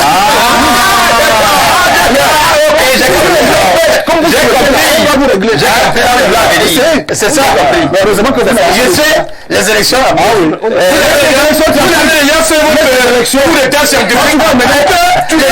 Tu vas mener que les élections. Dans un chemin. C'est votre plan. De faire perdre les élections à Paul Biya, de faire qu'il est fou partout. Pourquoi on dit qu'il n'a pas dans la politique? Pourquoi on dit qu'il n'a jamais fait de rien dans la politique? On ne veut pas avec vous. Pourquoi vous amenez les problèmes dans le football? Il n'y a pas de politique, c'est vous. Vous dites maintenant que le stade qu'il a construit à le coup des milliards, aucun stade n'est fonctionnel. Le Tchad va jouer à la de demain. Vous voulez créer des problèmes par Le Tchad a quel la Côte d'Ivoire? Vous envoyez des émissions et vous avez sali le nom du Le stade que vous avez refusé de jouer à Yaoundé. Le Tchad joue. C'est la Côte d'Ivoire à Yaoundé. Non, vous mais nous allons pas vous laisser faire. Nous on va vous découvrir. D'accord. On va maintenant faire parler les téléspectateurs. Ouais, sublime semaine à toi, la sublimissime. Du soir devenu grand. Même comme Eméan me crée des céphalées vasculaires de luminosité. Samedi, du côté du Septentrion, nous avons vécu une victoire à l'arraché dans un stade plein comme un œuf. L'intrusion des cotrons de la CACAFOOT n'a pas empêché à Brice d'imposer une légère brise aux Namibiens qui à la 65e minute ont vu leur gardien se retourner pour aller ressortir ce tir foudroyant d'Aboubacar et nous placer en tête du classement dans notre groupe. Wow. Même la cacophonie digeste de Napoléon Sam ne va pas ébranler l'action sportive émergente du Moustachu et compagnie. N'en déplaise aux jaloux-trons églisiens de Tinga, c'est Massok Thomas. Bonsoir madame, merci de passer mon bonjour à monsieur Messika. Dans le RDPC, ils sont deux. Lui et le très respecté professeur Bilo, à qui ne tiennent pas des discours révoltants et arrogants, comme les autres communicants de ce parti qui ont détruit le pays d'Aïdio en 42 ans. Monsieur Messi, merci de me dire où est la dépouille de ce monsieur qui a fait de vous le roi que vous êtes aujourd'hui. Comment un fils de catéchiste peut être si rancunier? Que diriez-vous à Dieu le jour J? Rassurez-vous, ce jour viendra. C'est Manga Ondo qui nous écrit. On va en Côte d'Ivoire. Bonsoir ma bien-aimée Rosalie, ton collègue est un fan d'Onana. C'est la FECAFOOT qui officialise un peu le staff technique à la CAF et à la FIFA. Et c'est clair pour tout le monde. Est-ce que là, autre réaction enregistrée. Bonsoir à tout le panel. Styliste Belot depuis Douala New Bell. Le Cameroun s'est imposé samedi face à la Namibie 1-0 lors des qualifications pour la prochaine CAN avec en toile de fond le conflit entre Samuel Eto'o, président de la Fédération, et le ministre des Sports camerounais. Bonsoir Belot, ça fait longtemps. Heureuse de te savoir devant le petit écran, hein, sous d'autres cieux. J'ai bénéficié d'un boulot avec lui. Des accusations d'un panéliste Lendio contre le ministre des Sports et son conseiller numéro 1 sur un plateau de télévision méritent d'être déposées pour des poursuites. Serge, allez poser pour les poursuites. Le courrier existe. Vraiment, le courrier, c'est facile. Le courrier existe, on écrit seulement, on dit que Lendio a dit que le ministre des Sports a envoyé Tolo. Non, c'est comme ça, lui va venir avec la correspondance que tout le monde a pour prouver. Ça va être facile. Vraiment, ne nous perdez pas le temps dans des intimidations. Sur mon plateau, lorsque quelqu'un dit ce qui n'est pas vrai, sur la première a dit que ce n'est pas vrai. Donc, si la légende essaie de dire qu'il a envoyé Cyril Tolo à Kampala, c'est que je sais qu'il a envoyé Cyril Tolo à Kampala. On m'a Emmanuel. Toi-même, tu sais qu'il a envoyé Cyril Tolo à Kampala. Donc vraiment, épargnez-nous la minute qui... Le vocabulaire va me tuer sur ce plateau ce soir. Bonsoir à tous sur le plateau, c'est Bobby. Depuis le quartier cantonné le Yomaban. Concernant le match de samedi des Lions, les Lions ont été très médiocres. Le football qu'ils ont joué ne mérite pas le niveau professionnel. Pas de construction de jeu, pas de finisseur de jeu. Vraiment que la brocante belge aille tourner ailleurs. Avec ce genre de coaching, c'est la honte pour une grosse nation du football comme le Cameroun. La seule chance que la brocante belge a, c'est d'avoir Baleba dans son jeu. Merci et bonne émission à vous. Bonsoir la Rosa, heureux de prendre l'émission en cours à cause des Néo qui nous a coupé depuis 16 heures. Vraiment Rosa, ton lundi si est chaud, hein. Hervé depuis Yaoundé. Certains panélistes vont effrayer nos enfants qui viennent d'entamer le retour à l'école. Évitez de calculer les yeux comme ça sur le plateau, pardon. Ils sont restés à dire, que vous calculez les yeux sur le plateau, vous allez effrayer les enfants qui sont de rentrer de l'école. Bonsoir, la jolie Rosalie. D'accord. Un jour, vos invités vont bagarrer à Mondo Vision, Rosalie. Non, tant que je suis debout ici, il n'y aura pas de bagarre, rassurez-vous. Bonsoir madame, j'admire votre courage. Je ne sais pas comment vous faites pour résister même contre tes propres collègues. Monsieur Maroc, les portes lui ont été fermées à la FECAFOOT et il s'est rabattu sur le piètre gardien que le Cameroun n'a jamais connu, André Onana. C'est André Dédéa.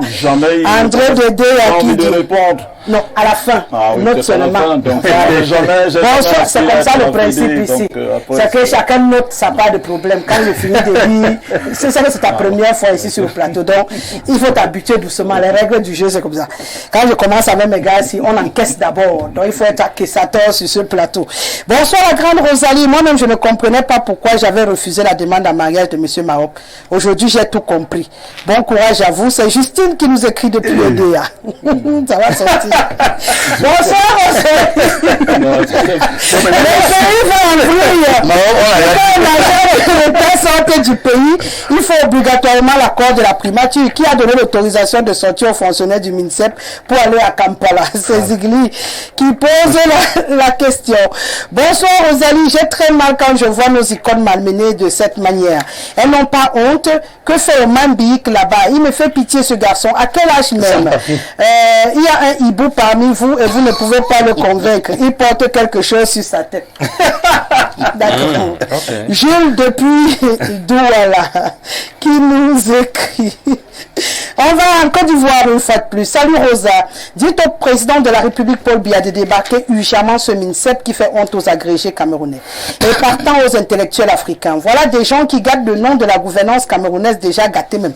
Plus tard, on reparlera de l'eau et de l'électricité. Mais aujourd'hui, finissons d'abord avec le sport. C'est Amara. Depuis Abidjan, l'agent du Cameroun n'appartient pas au gouvernement, encore moins au MINSEP. Il suffit de mettre les moyens au complet, y compris le traitement du coach à la FICAFOOT. Faites respecter Eto'o qui a permis de démasquer les fausses hautes instructions. C'est ce que nous attendons. On va au Burkina Faso. Je prends le dernier paragraphe. Ouais, madame. Oh, quelle beauté. Le week-end a été. Surtout, vous avez bien fait de remettre Lemdio à sa place. Mon ami Lemdio, enlève ton regard sur Rosalie, pardon. Mon cher ami Lemdio, je te souhaite meilleure santé car Rosalie avait dit que tu étais souffrant. Bon retour dans la grande maison du grand soir. Bon retour dans la grande maison du grand soir. Madame, voilà que durant 2 semaines, vous êtes sur le problème des lions. Vous n'avez pas... Non, moi, je n'en ai pas parlé. Aucune chance que je rentre encore dans ce jeu-là, mon cher. Mais si respectez le plateau, retirez votre mot insultant. Vraiment, c'est terrible. Avec ce monsieur qui pense être au-dessus de tout le monde au Cameroun, être du RDPC vous donne le droit de manquer de respect aux autres. C'est Paul qui nous écrit depuis Ouagadougou. Un seul but à domicile, sous un jeu de Mbemo. Ils ont été médiocres, point barre, vraiment. Baleba, mon coup de cœur. Églisienne jusqu'à la gare, c'est depuis Bonaloka. Ce message, j'essaie même de trier ici. Bonsoir la célèbre Rosalie Achille Doyoma-Ban, bonne émission, mais désolé que vous ayez invité Émile Messi. Il est méprisant comme tous ses collègues du RDPC. De grâce, le ministre de Sport n'est pas à sa place. Je salue M. Niek. Je veux son numéro. C'est M. Nkou qui nous écrit. Ahmed qui revient. Quand on demande que fait le MINSEP dans l'équipe des Lions, le ministre a seulement confondu et je pense qu'il est nommé depuis le discours du président Biya. Madame Rosalie, maman, bonsoir. Je suis d'accord avec M. Messi qui dit que la fédération a la tutelle, sauf que le coach doit respecter sa tutelle qui est aussi la FECAFOOT. Il ne doit rien dire en ce qui concerne la fédération et sa tutelle. C'est Samy Lobet qui nous écrit depuis Garoua. Retenez que les Lions ont gagné. Dites au monsieur en cravate que le patron de la fédération, c'est l'État. Bonsoir le plateau, monsieur Mahop Emmanuel est là pour les causes d'André Onana. Lui seul, le seul papa. Lui seul le sait. Papa Inak depuis Garoua. Oumar Dengaoundiri, c'est qui est à retenir, c'est que les Lions sont forts en n'étant pas frustrés de la lutte entre le ministère et la FECAFOOT. Voilà, donc, waouh, 18h19, le temps il est passé. Hein. On va parler d'abord de la rentrée de classe, parce que actualité oblige, on va aller crescendo. On a dit pleinement. Lemdio, j'ai dit qu'il est 18h19. D'accord. Et je demande une transition et on revient. C'est le grand soir. De lundi à vendredi, on prend la peine de faire le point sur les sujets qui font l'actualité. Et on le sait très souvent, le football, ça fait chaud hein, quand ça arrive sur ce plateau. On reçoit généralement avec des bouffées de chaleur. Donc, personne ne doit être surpris. Encore moins moi-même, la modératrice. Donc, ne vous gênez pas pour moi. Pour ça, c'est pour tous ceux qui se sont inquiétés pour ma santé sur ce plateau. Je vais très bien. Et tout le monde va bien ici. Ils élèvent juste un peu la pression. Bonsoir à la maman Odile Yogo qui nous suit encore depuis la Côte d'Ivoire. Si tu vois 2 personnes se bagarrer pour se partager 2 grains de riz, c'est qu'un des 2 veut 1 grain et demi. Merci, Madame Yoko. C'est vrai que le partage de 2 cacahuètes entre 2 personnes est facile. Merci, après, c'est pour ce qu'elle veut dire, en fait. Normalement, si c'est 2 macabos, c'est comme un missionnaire. Mais si 2 personnes d'accord, alors qu'il y a 2 macabos, ça veut dire qu'il y a quelqu'un qui veut un macabo et demi. C'est si bien. Ou les 2 même. On est 2 à la fois. Il faut te dire que je ne te lâche pas. On va lutter. Alors, on va parler de rentrée scolaire. Aujourd'hui, nous sommes le 9, le 9 septembre de l'an de grâce 2024. C'était clair ce matin avec mon ami Tudian. Là, je démarre avec toi. Les élèves ont repris le chemin de l'école, les plus petits du primaire à ceux du secondaire. On peut le dire sans risque de se tromper que la rentrée a véritablement été effective. On a pu remarquer quand même, pour le peu que moi j'ai observé avant de quitter Douala ce matin, parce que j'y étais encore ce matin, c'était l'effervescence. Pour des parents qui pleuraient, j'ai été ravi quand même de voir autant d'élèves prendre la route. Mais seulement, il y a un transporteur qui m'a un peu cassé en me disant que non, c'est les anciens élèves des établissements. Et ils partent souvent sans rien payer. Et puis, les anciens élèves. Oui, tous ces enfants pour la majorité. Ils ont le place. Voilà, qu'ils viennent d'abord et puis on va voir les problèmes d'argent après. Donc que je ne dise pas déjà que les parents vont bien.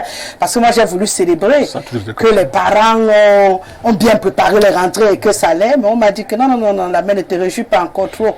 On a seulement envoyé d'abord les enfants, même torse nu. Allez d'abord remplir les salles de classe avant qu'on commence à vous chasser. Nous on va chercher l'argent. Donc tout n'est pas rose quoi. Tout n'est pas rose, tout ne saurait être rose. Surtout dans le problème de la rentrée scolaire, Rosalie, c'est un problème de pauvreté générale. C'est-à-dire que lorsqu'on parle de rentrée scolaire, des difficultés liées à la rentrée scolaire, c'est le manque d'argent des parents. C'est ça, ce n'est pas que les parents sont de mauvaise foi. Non, c'est un problème de pauvreté. C'est vrai que certains parents ne savent pas préparer leur rentrée scolaire, il faut le dire.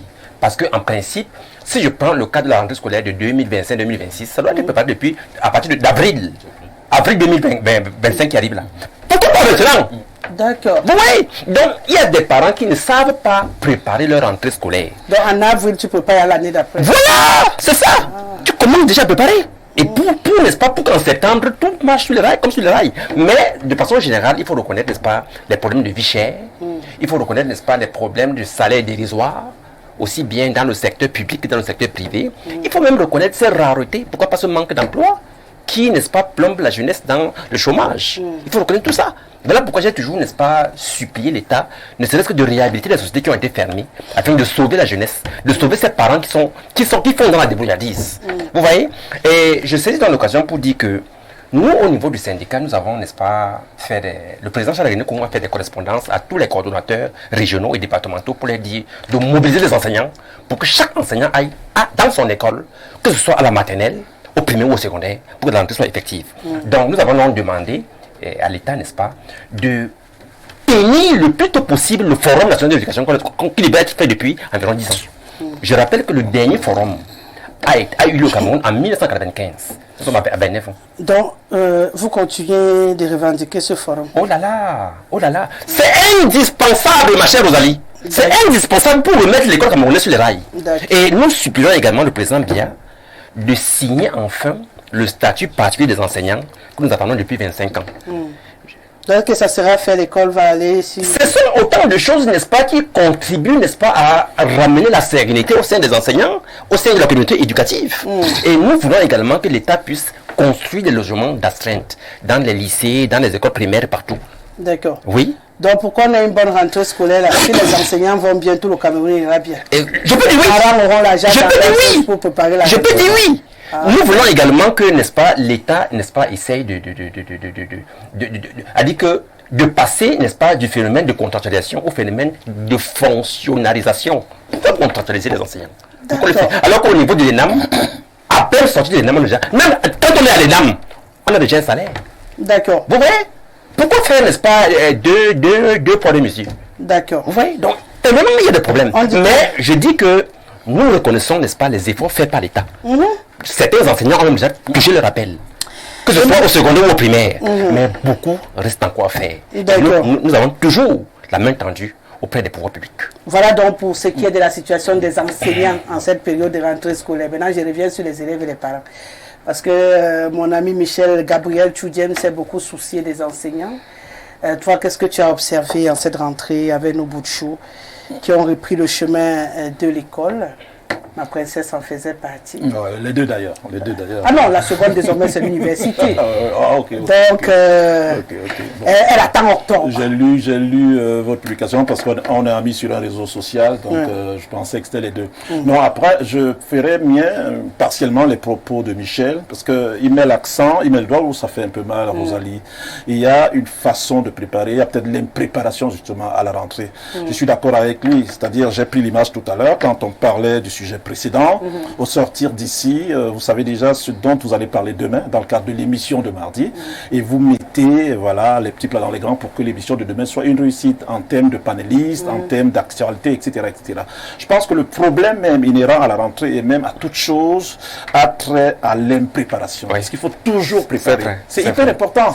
C'est peut-être 70 ou 75% justement de la réussite. Quand vous préparez une rentrée, quel que soit justement votre statut, votre rang social, des revenus modestes ou non, quand vous savez vous y prendre au départ, je pense que pour le reste, ça devrait être un problème. Non, mon problème même en réalité, parlant de cette rentrée, c'est ces établissements scolaires, que ce soit au primaire ou au secondaire, qui sont éternellement fermés. Parce qu'à chaque année, on nous pose le problème d'une centaine d'établissements fermés, 150, etc.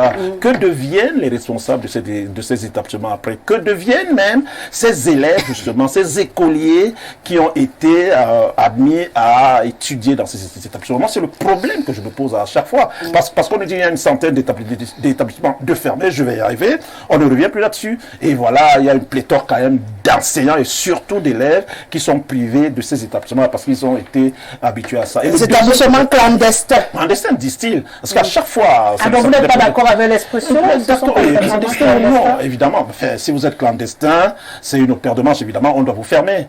Mais il y en a quand même des fois qui reviennent fermés, c'est le titre qu'on a donné. Établissement clandestin, c'est le qualificatif, justement. C'est le qualificatif qui sied, c'est le vocable qui sied à chaque fois qu'on fait un établissement. C'est peut-être des excuses. Ah d'accord, on va trouver que c'est pas très clair. Non, le problème en réalité, c'est que par la suite, voilà, que deviennent ces établissements? Que deviennent ces responsables d'établissements? Que deviennent même les élèves qui y allaient? C'est le véritable problème. Et le deuxième problème, honnêtement, a trait à la PE. Vraiment, vous en avez parlé ici. Je me réjouis à chaque fois, d'ailleurs, pour ce sujet aussi. Vous êtes up-to-date. On a parlé du foot d'abord. C'est également up-to-date. Vous parlez de la rentrée, évidemment, aujourd'hui. Occasion pour moi de saluer toutes celles et tous ceux qui ont commencé la rentrée. Voilà, que ce soit les enseignants, que ce soit les responsables d'établissement, que ce soit même nos enfants qui aujourd'hui y sont allés. Donc, moi, c'est ça le problème. Il y a la PE. Mais il y a aussi, c'est très important, je vais finir par là, l'effectivité de la rentrée. Parce que j'ai souvenance, nous-mêmes, quand on était au secondaire, etc., il y a des décennies, on se rendait à l'évidence que généralement, quand le jour de rentrée était programmé, ben voilà, on reprenait effectivement les classes 2 semaines après. Vraiment, que nous y mettions au privé ou non, généralement. Mais aujourd'hui, on se rend à l'évidence que, ben voilà, le jour de la rentrée, voilà, c'est les cours, voilà, on y est en plein. Oui. Ça, c'est des choses à apprécier. Après, vraiment, vivement, peut-être pour sortir de là, pour mon premier jet, que les parents que nous sommes apprennent, et là, je suis d'accord avec Michel là-dessus, à fond la caisse, apprennent à préparer la rentrée d'après, dès le début de celle-ci. Parce que quand on s'y met, il suffit peut-être de mettre 500 francs chaque fois de côté pour préparer une rentrée. Le problème ne se poserait plus. Moi, il me semble quand même que le problème ne se pose pas, les véritables problèmes, notamment, je vais finir par là, voilà, les problèmes qui ont trait aux livres, justement, qui ne sont pas dans les librairies. Les librairies ne sont pas achalandés et le problème, vraiment, il est assez criard vivement que l'État du Cameroun est seul justement en charge de cette problème inhérent à la rentrée scolaire. S'il te plaît. Sylvestre, non, tu n'ajoutes pas. Sylvestre Lebel, je me retourne vers vous pour justement poursuivre cette réflexion autour de cette rentrée. Il a soulevé quelques points très importants. Il est revenu sur la question du livre.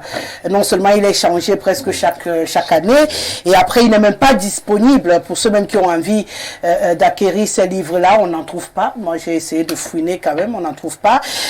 Il parle également des parents qui, d'après lui, sont fautifs du fait que les enfants ne soient pas régulièrement inscrits en cette rentrée, pour beaucoup, qui profitent de l'ancienneté dans les établissements scolaires parce qu'il y a l'impréparation. D'après lui, on n'a pas assez économisé 500 depuis avril, comme il a dit, pour être prêt à financer notre rentrée scolaire. Et le dernier point, c'est que ça a vraiment démarré aujourd'hui. Avec les cours, c'est pas habituel, mais je pense qu'avec le nouveau calendrier calendrier. Émile va sûrement nous en dire plus.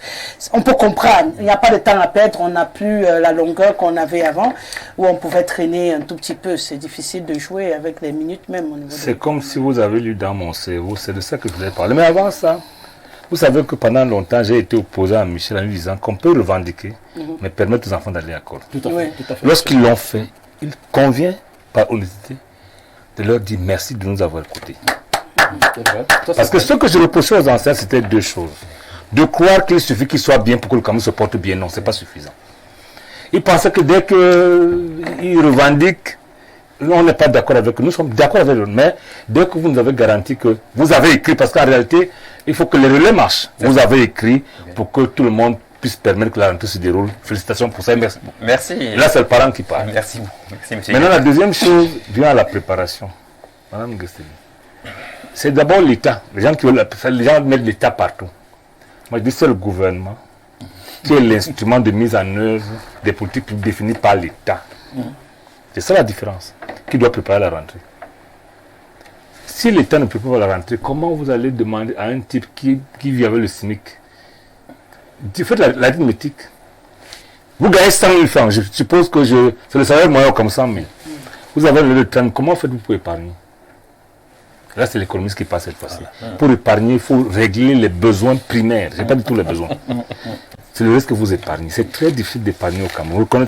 Nous prenons à manger véritablement. On essaie de se nourrir. C'est-à-dire, se nourrir veut dire manger pour rester en vie. Comme la survie n'est pas absolument la vie. La vie au Cameroun est devenue le contraire de la mort. C'est tant que vous n'êtes pas mort, vous vivez. Je me dis que nous demandons trop aux parents. Le livre n'est pas une affaire de parents. C'est le gouvernement qui change les programmes.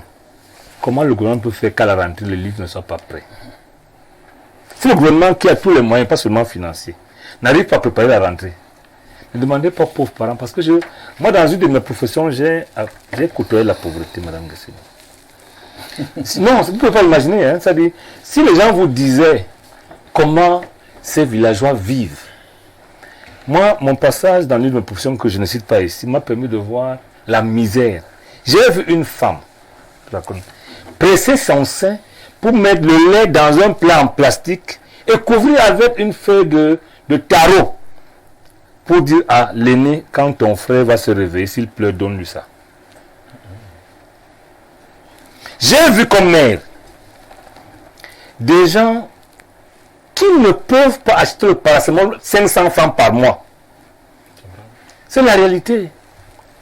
Lorsque vous parcourez nos villes et villages, vous avez un compte, le niveau de misère, et heureusement l'INS le relaie. C'est ça le problème. Donc, je suis d'accord que le principe, l'idée aurait été que à cette rentrée, on commence à préparer l'autre. Mais vous n'avez même pas préparé celle-ci, elle vous dépasse. Comment faire pour préparer l'autre? Donc, le souhait que nous devons émettre, c'est que des efforts soient faits pour améliorer chaque jour un peu plus le quotidien des Camerounais. Et pour le faire, il faut que chacun de nous là où il est, qu'il travaille un peu plus. Vous avez pris un exemple de Mme Guesseli, qui lorsque son émission finit ici, pour faire l'émission de demain, en termes de production intellectuelle, elle doit travailler jusqu'à minuit. Quelquefois, elle doit un peu recommencer à minuit. Absolument. Si chacun de nous fait ça là où il est, je pense que ça va aller. Les enseignants le font déjà. Dès lors qu'ils ont accepté que la souffrance est inhérente à la vie au Cameroun et qu'on peut protéger l'école tout en revendiquant, je suis avec eux, de tout cœur. D'accord. Donc, il ne faut pas tellement accuser. Maintenant, je dis, la politique du livre ne peut pas fonctionner, enfin l'école en général. Je vous dis quelque chose. C'est pour ça que je comprends très peu.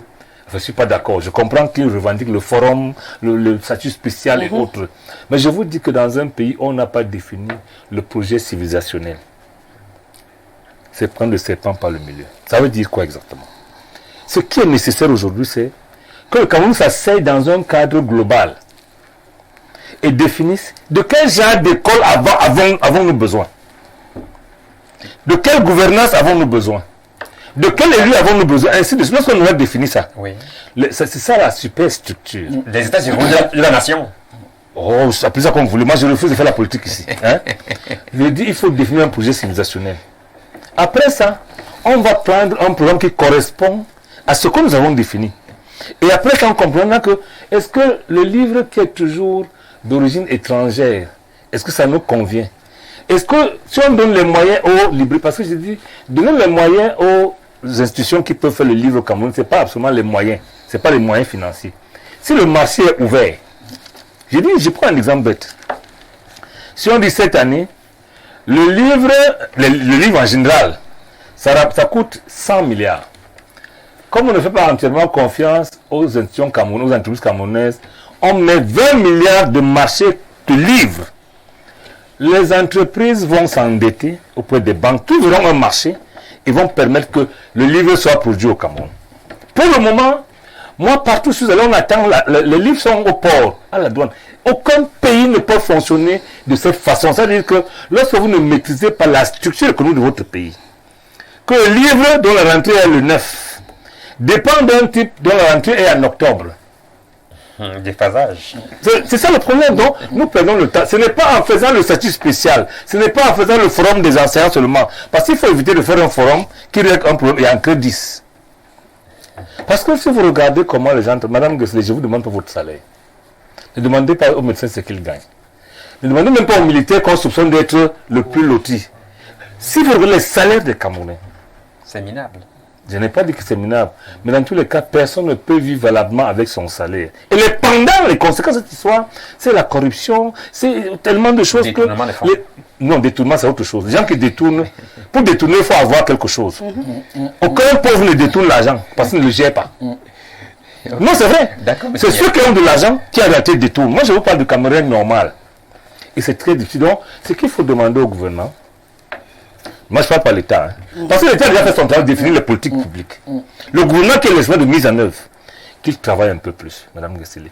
Comment comprendre que les problèmes de carrière, qui sont des problèmes simples d'administration, retardent pendant 10 ans. C'est incompréhensible. Comment comprendre aujourd'hui qu'on dise une chose le matin, on dise une autre le soir? Comment comprendre que les associations volontaires soient devenues obligatoires? C'est ça, monsieur le maire, vraiment, j'ai une idée qui me taraude l'esprit. Oui.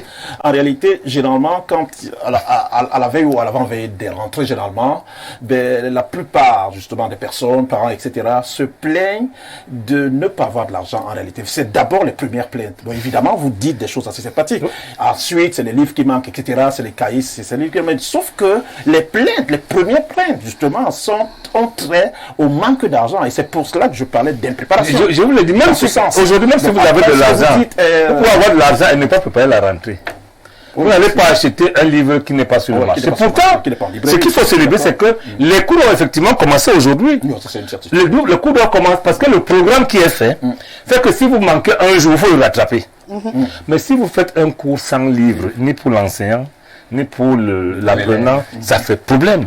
Et c'est pour ça qu'au lieu qu'on se mette à nous tirer dessus pour dire les enseignants dérangent, il faut, dans un pays où on ne travaille pas, je voulais parler de ça dans le problème de la Chine.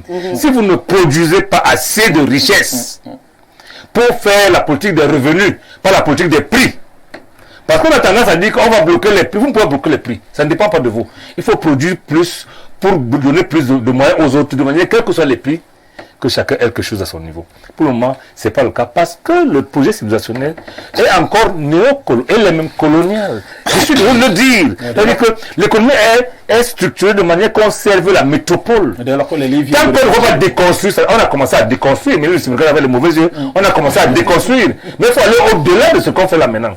Il ne faut pas que les Camerounais se contentent des dividendes. Nous devons avoir nos entreprises à nous. Non, ça veut dire des royalties. Ça veut dire que nous avons, je prends les mines. Nous avons les mines, par exemple. Au lieu de passer les contrats miniers aux Camerounais qui vont lever les fonds, l'État cède ça aux gens pour qu'ils aillent lever les fonds. Aucune entreprise qui veut les mines n'a l'argent au départ.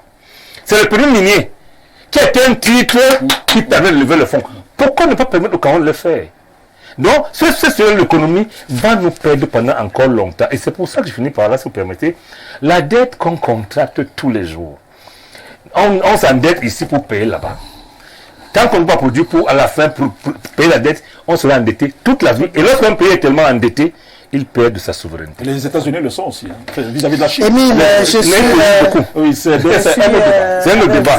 À présent, sur cette rentrée de classe. Hein. Déjà, on applaudissait le fait que dès le premier jour, on ait des matières. Et je le disais tantôt, vous êtes mieux placé pour expliquer que le calendrier nous oblige aussi à désormais démarrer sur les chapeaux de roue, parce que sinon, après, c'est compliqué de pouvoir rattraper les vides.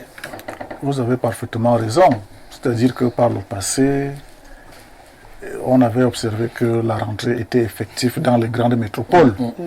C'est-à-dire que, moi je suivais encore la radio aujourd'hui, les médias se baladaient des écoles publiques en lycée pour confirmer que les enseignants sont en classe, et tel et tout et tout. Mais dans l'arrière-pays, ce n'est pas toujours la même chose. Parce que dans l'arrière-pays, on va vous dire qu'on n'a pas encore cueilli le cacao.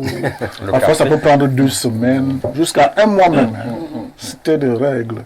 Effectivement, c'est préjudiciable par rapport aux programmes qui sont étalés sur une période donnée. 9 mois. Ça fait donc aujourd'hui, le défi, c'est que la rentrée soit effective également dans l'arrière-pays. Pour que l'enseignant qui doit parcourir parfois des milieux aussi difficiles comme accès ait des moyens pour aller lancer sa rentrée dans son école. Et que le parent qui cultive là n'est forcément pas en tête que pour nous c'est après. Donc que ce soit une culture que le premier jour de la rentrée, que tous les enfants aillent à l'école, et ça permettra aux enseignants de faire leur programme et de les achever. Nous avons le cacao à 6 000, non? Pour la petite cueillette, je pense que... Qui n'ont pas encore ils ont eu... ça c'est la grande cueillette en décembre, la petite cueillette, les gens vont grasser. Je comprends pourquoi on a quand même eu des... On a quand même eu sous-traité avant. Je vous parle en tant que planteur. La rentrée, c'est beaucoup. Les grands acheteurs qui subventionnent la culture bénéficient de ces prix. J'ai un ami qui fait dans le domaine. C'est-à-dire, en début d'année, on vous donne un peu d'argent, vous les propriétaires de plantation, les fongicides, des machins. À la fin, c'est nous qui occupons là pour vendre. Le prix est fixé avant. Si on a dit, vous c'est 1500. Comme le coût, ça devient 10 000, le planteur l'a fait. Et c'est pour ça que je dois le pour une fois. L'action du ministre du Commerce, qui se bat quand même pour que le revenu réel du cacao, même si ce n'est pas entièrement arrivé aux planteurs, que quelque chose de substantiel arrive à ce niveau. Pour dire que, pour parler de l'école, aujourd'hui c'est l'école primaire, l'école maternelle, primaire et secondaire. Sur ce pan de l'éducation, effectivement, il faut beaucoup de réformes. Ça, nous sommes d'accord. Merci de le reconnaître, monsieur. Cette table, merci. Il faut beaucoup de réformes, parce que pour ce qui est de l'éducation, comme il évoquait, c'est-à-dire que le projet du forum de l'éducation aujourd'hui, c'est une innovation en réalité. Donc, en 1995, il y a plutôt eu les états généraux de l'éducation. C'est-à-dire qui ont donc donné naissance à la loi d'orientation de l'éducation de 1998. Et vous remarquerez que beaucoup de choses ont évolué entre-temps. Depuis 2004, on a scindé l'éducation, ce qu'on appelle l'éducation de base primaire et l'éducation et les enseignements secondaires. Ça fait donc aujourd'hui, la loi de 98 est obsolète. Ça, il faut revoir même derrière cette loi. Maintenant donc, dans les grandes réformes, aujourd'hui, qu'on le veuille ou pas, le système actuel est en déphasage des grandes réformes, notamment la décentralisation. Ça veut dire quoi exactement? Quand vous prenez les textes sur la décentralisation, l'éducation maternelle et primaire sont des ressorts des communes, alors que les enseignements secondaires appartiennent désormais aux régions. Ça veut dire qu'en réalité, on n'a plus besoin du ministère pour affecter ou recruter un enseignant à l'école primaire et maternelle. On n'a plus besoin de l'administration centrale forcément pour faire quoi que ce soit pour des lycées et collèges qui sont dans les régions. C'est donc ces textes-là qu'il faut opérationnaliser aujourd'hui pour que les problèmes qui ont été posés, la carrière de l'enseignant par exemple, si cette carrière est gérée par ce qu'on appelle ici une fonction publique locale, au niveau de la mairie ou au niveau de la région, ça permettrait donc une bonne traçabilité. Et une fluidité. Ça va également résoudre un autre pan de notre éducation qu'on a soulevé ici, à savoir que notre éducation est encore plus coloniale, dépendante. C'est-à-dire que les programmes seront orientés, tournés vers des réalités locales. Ce que nous avions appelé une école productive. C'est-à-dire une école primaire qui est dans mon village en Vengue n'a pas forcément besoin des mêmes programmes que l'école de que l'école de Kaïlé, par exemple, qui doit donc être tournée vers des réalités de production de l'environnement. Donc, c'est donc tous ces challenges-là qui font aujourd'hui que les pouvoirs publics, avec ceux qui ont connaissance effectivement de l'éducation, doivent s'asseoir autour de cet idéal qu'on appelle forum de l'éducation, qui doit balayer jusqu'à l'enseignement supérieur pour que nous ayons donc d'abord une vision, ce qu'il appelle une vision de notre éducation, et évidemment des moyens qui vont donc accompagner cette vision. Donc c'est encore là comme ça, nous sommes encore en balbutiement, mais je crois que beaucoup de critiques peuvent être faites, mais lorsqu'on cerne bien la chose, dans le fond, on comprend que si, avec la volonté de nos pouvoirs publics, parce que notre constitution dit que l'éducation est du domaine de la loi, et l'État a pour mission de donner l'éducation à tout le monde, à tous les Camerounais. Une éducation pour tous et une éducation de qualité. C'est ça qui permettrait donc qu'on puisse, dans des domaines pointus comme des mines, dans des domaines technologiques, dans l'art, ainsi de suite, que nous ayons des professionnels qualifiés. Parce que le système aura été défini en fonction des attentes du développement et non plus seulement pour le discours, pour le français, ou des choses comme ça. J'aime le slogan que vous avez utilisé tout à l'heure. L'école productive. Non, l'école pour tous. L'école pour tous, pour une école de qualité. C'est ça qu'on recherche même actuellement. Parce que l'école pour tous, et une école de qualité. avec le prix que ça coûte, Par exemple, si nous et puis prenons une école de qualité, vous allez, quand je dis une école pour tous, c'est une école de qualité, c'est-à-dire que tous les enfants en âge scolaire doivent accéder à l'école et finir le cycle primaire. De fait. Et quand ils finissent le cycle primaire, quelles sont les attentes du cycle primaire? Il faut savoir lire, il faut savoir écrire, il faut savoir calculer. Vous voyez, il y a un ensemble de compétences qui sont attendues de quelqu'un qui sort de cette école primaire. C'est donc de ça qu'il s'agit quand on parle de qualité ici. Je suis entièrement d'accord avec vous. Pour le secondaire. Je suis entièrement d'accord avec vous, monsieur. Un simple slogan. Justement, Vous voyez, vous avez compris ce que accès je veux pour dire. tous, pour un achèvement pour tous également. Voilà. Nous sommes d'accord. Que Voilà. ça ne soit pas qu'un Slogan. Merci beaucoup. On fait parler de Que ce soit personnes. pas seulement un défi en 3D. Rosalie, Il a parlé du sport. Je vous sens dans 3 minutes, monsieur. Qu'il jouisse des 3 minutes. Je voulais vous dire quelque chose spectaculaire. Ils ont compris que c'est pas vrai. Madame Rosalie, vous avez suivi tout le monde et vous voyez donc que l'école est un problème au Cameroun. Oui, un vrai problème. Quand vous suivez... Mais l'espère vous dit que les solutions... Laissez-moi, vraiment, c'est vraiment... Vous êtes obligé de déparler. Quand vous suivez M. qui est un inspecteur expliquer, vous comprenez donc qu'on met la charrue avant le bœuf au Cameroun. Ça veut dire qu'il ne pense pas à la rentrée. Il ne pense pas comment organiser la rentrée. Il vient organiser, penser ça sur le plateau et dit comment les choses devraient être organisées. Non, ils ne font pas de réunion. Ils ne préparent rien. Aujourd'hui, il dit que aujourd'hui ça danse, ça aurait été plus de le dire. Ils n'ont pas pensé. Vous savez, on ne pense pas pourquoi. Parce que dans une gouvernance, avant de penser que le parent soit à l'aise, qu'il y ait une bonne rentrée scolaire, pensez d'abord en amont à la situation même des parents. Parce que les enfants, le plaisir, c'est de rentrer à l'école. Hein. Les vacances, là, nuisent les enfants au quartier. Chacun veut porter son cartable à l'école. Mais les enfants sont catégorisés.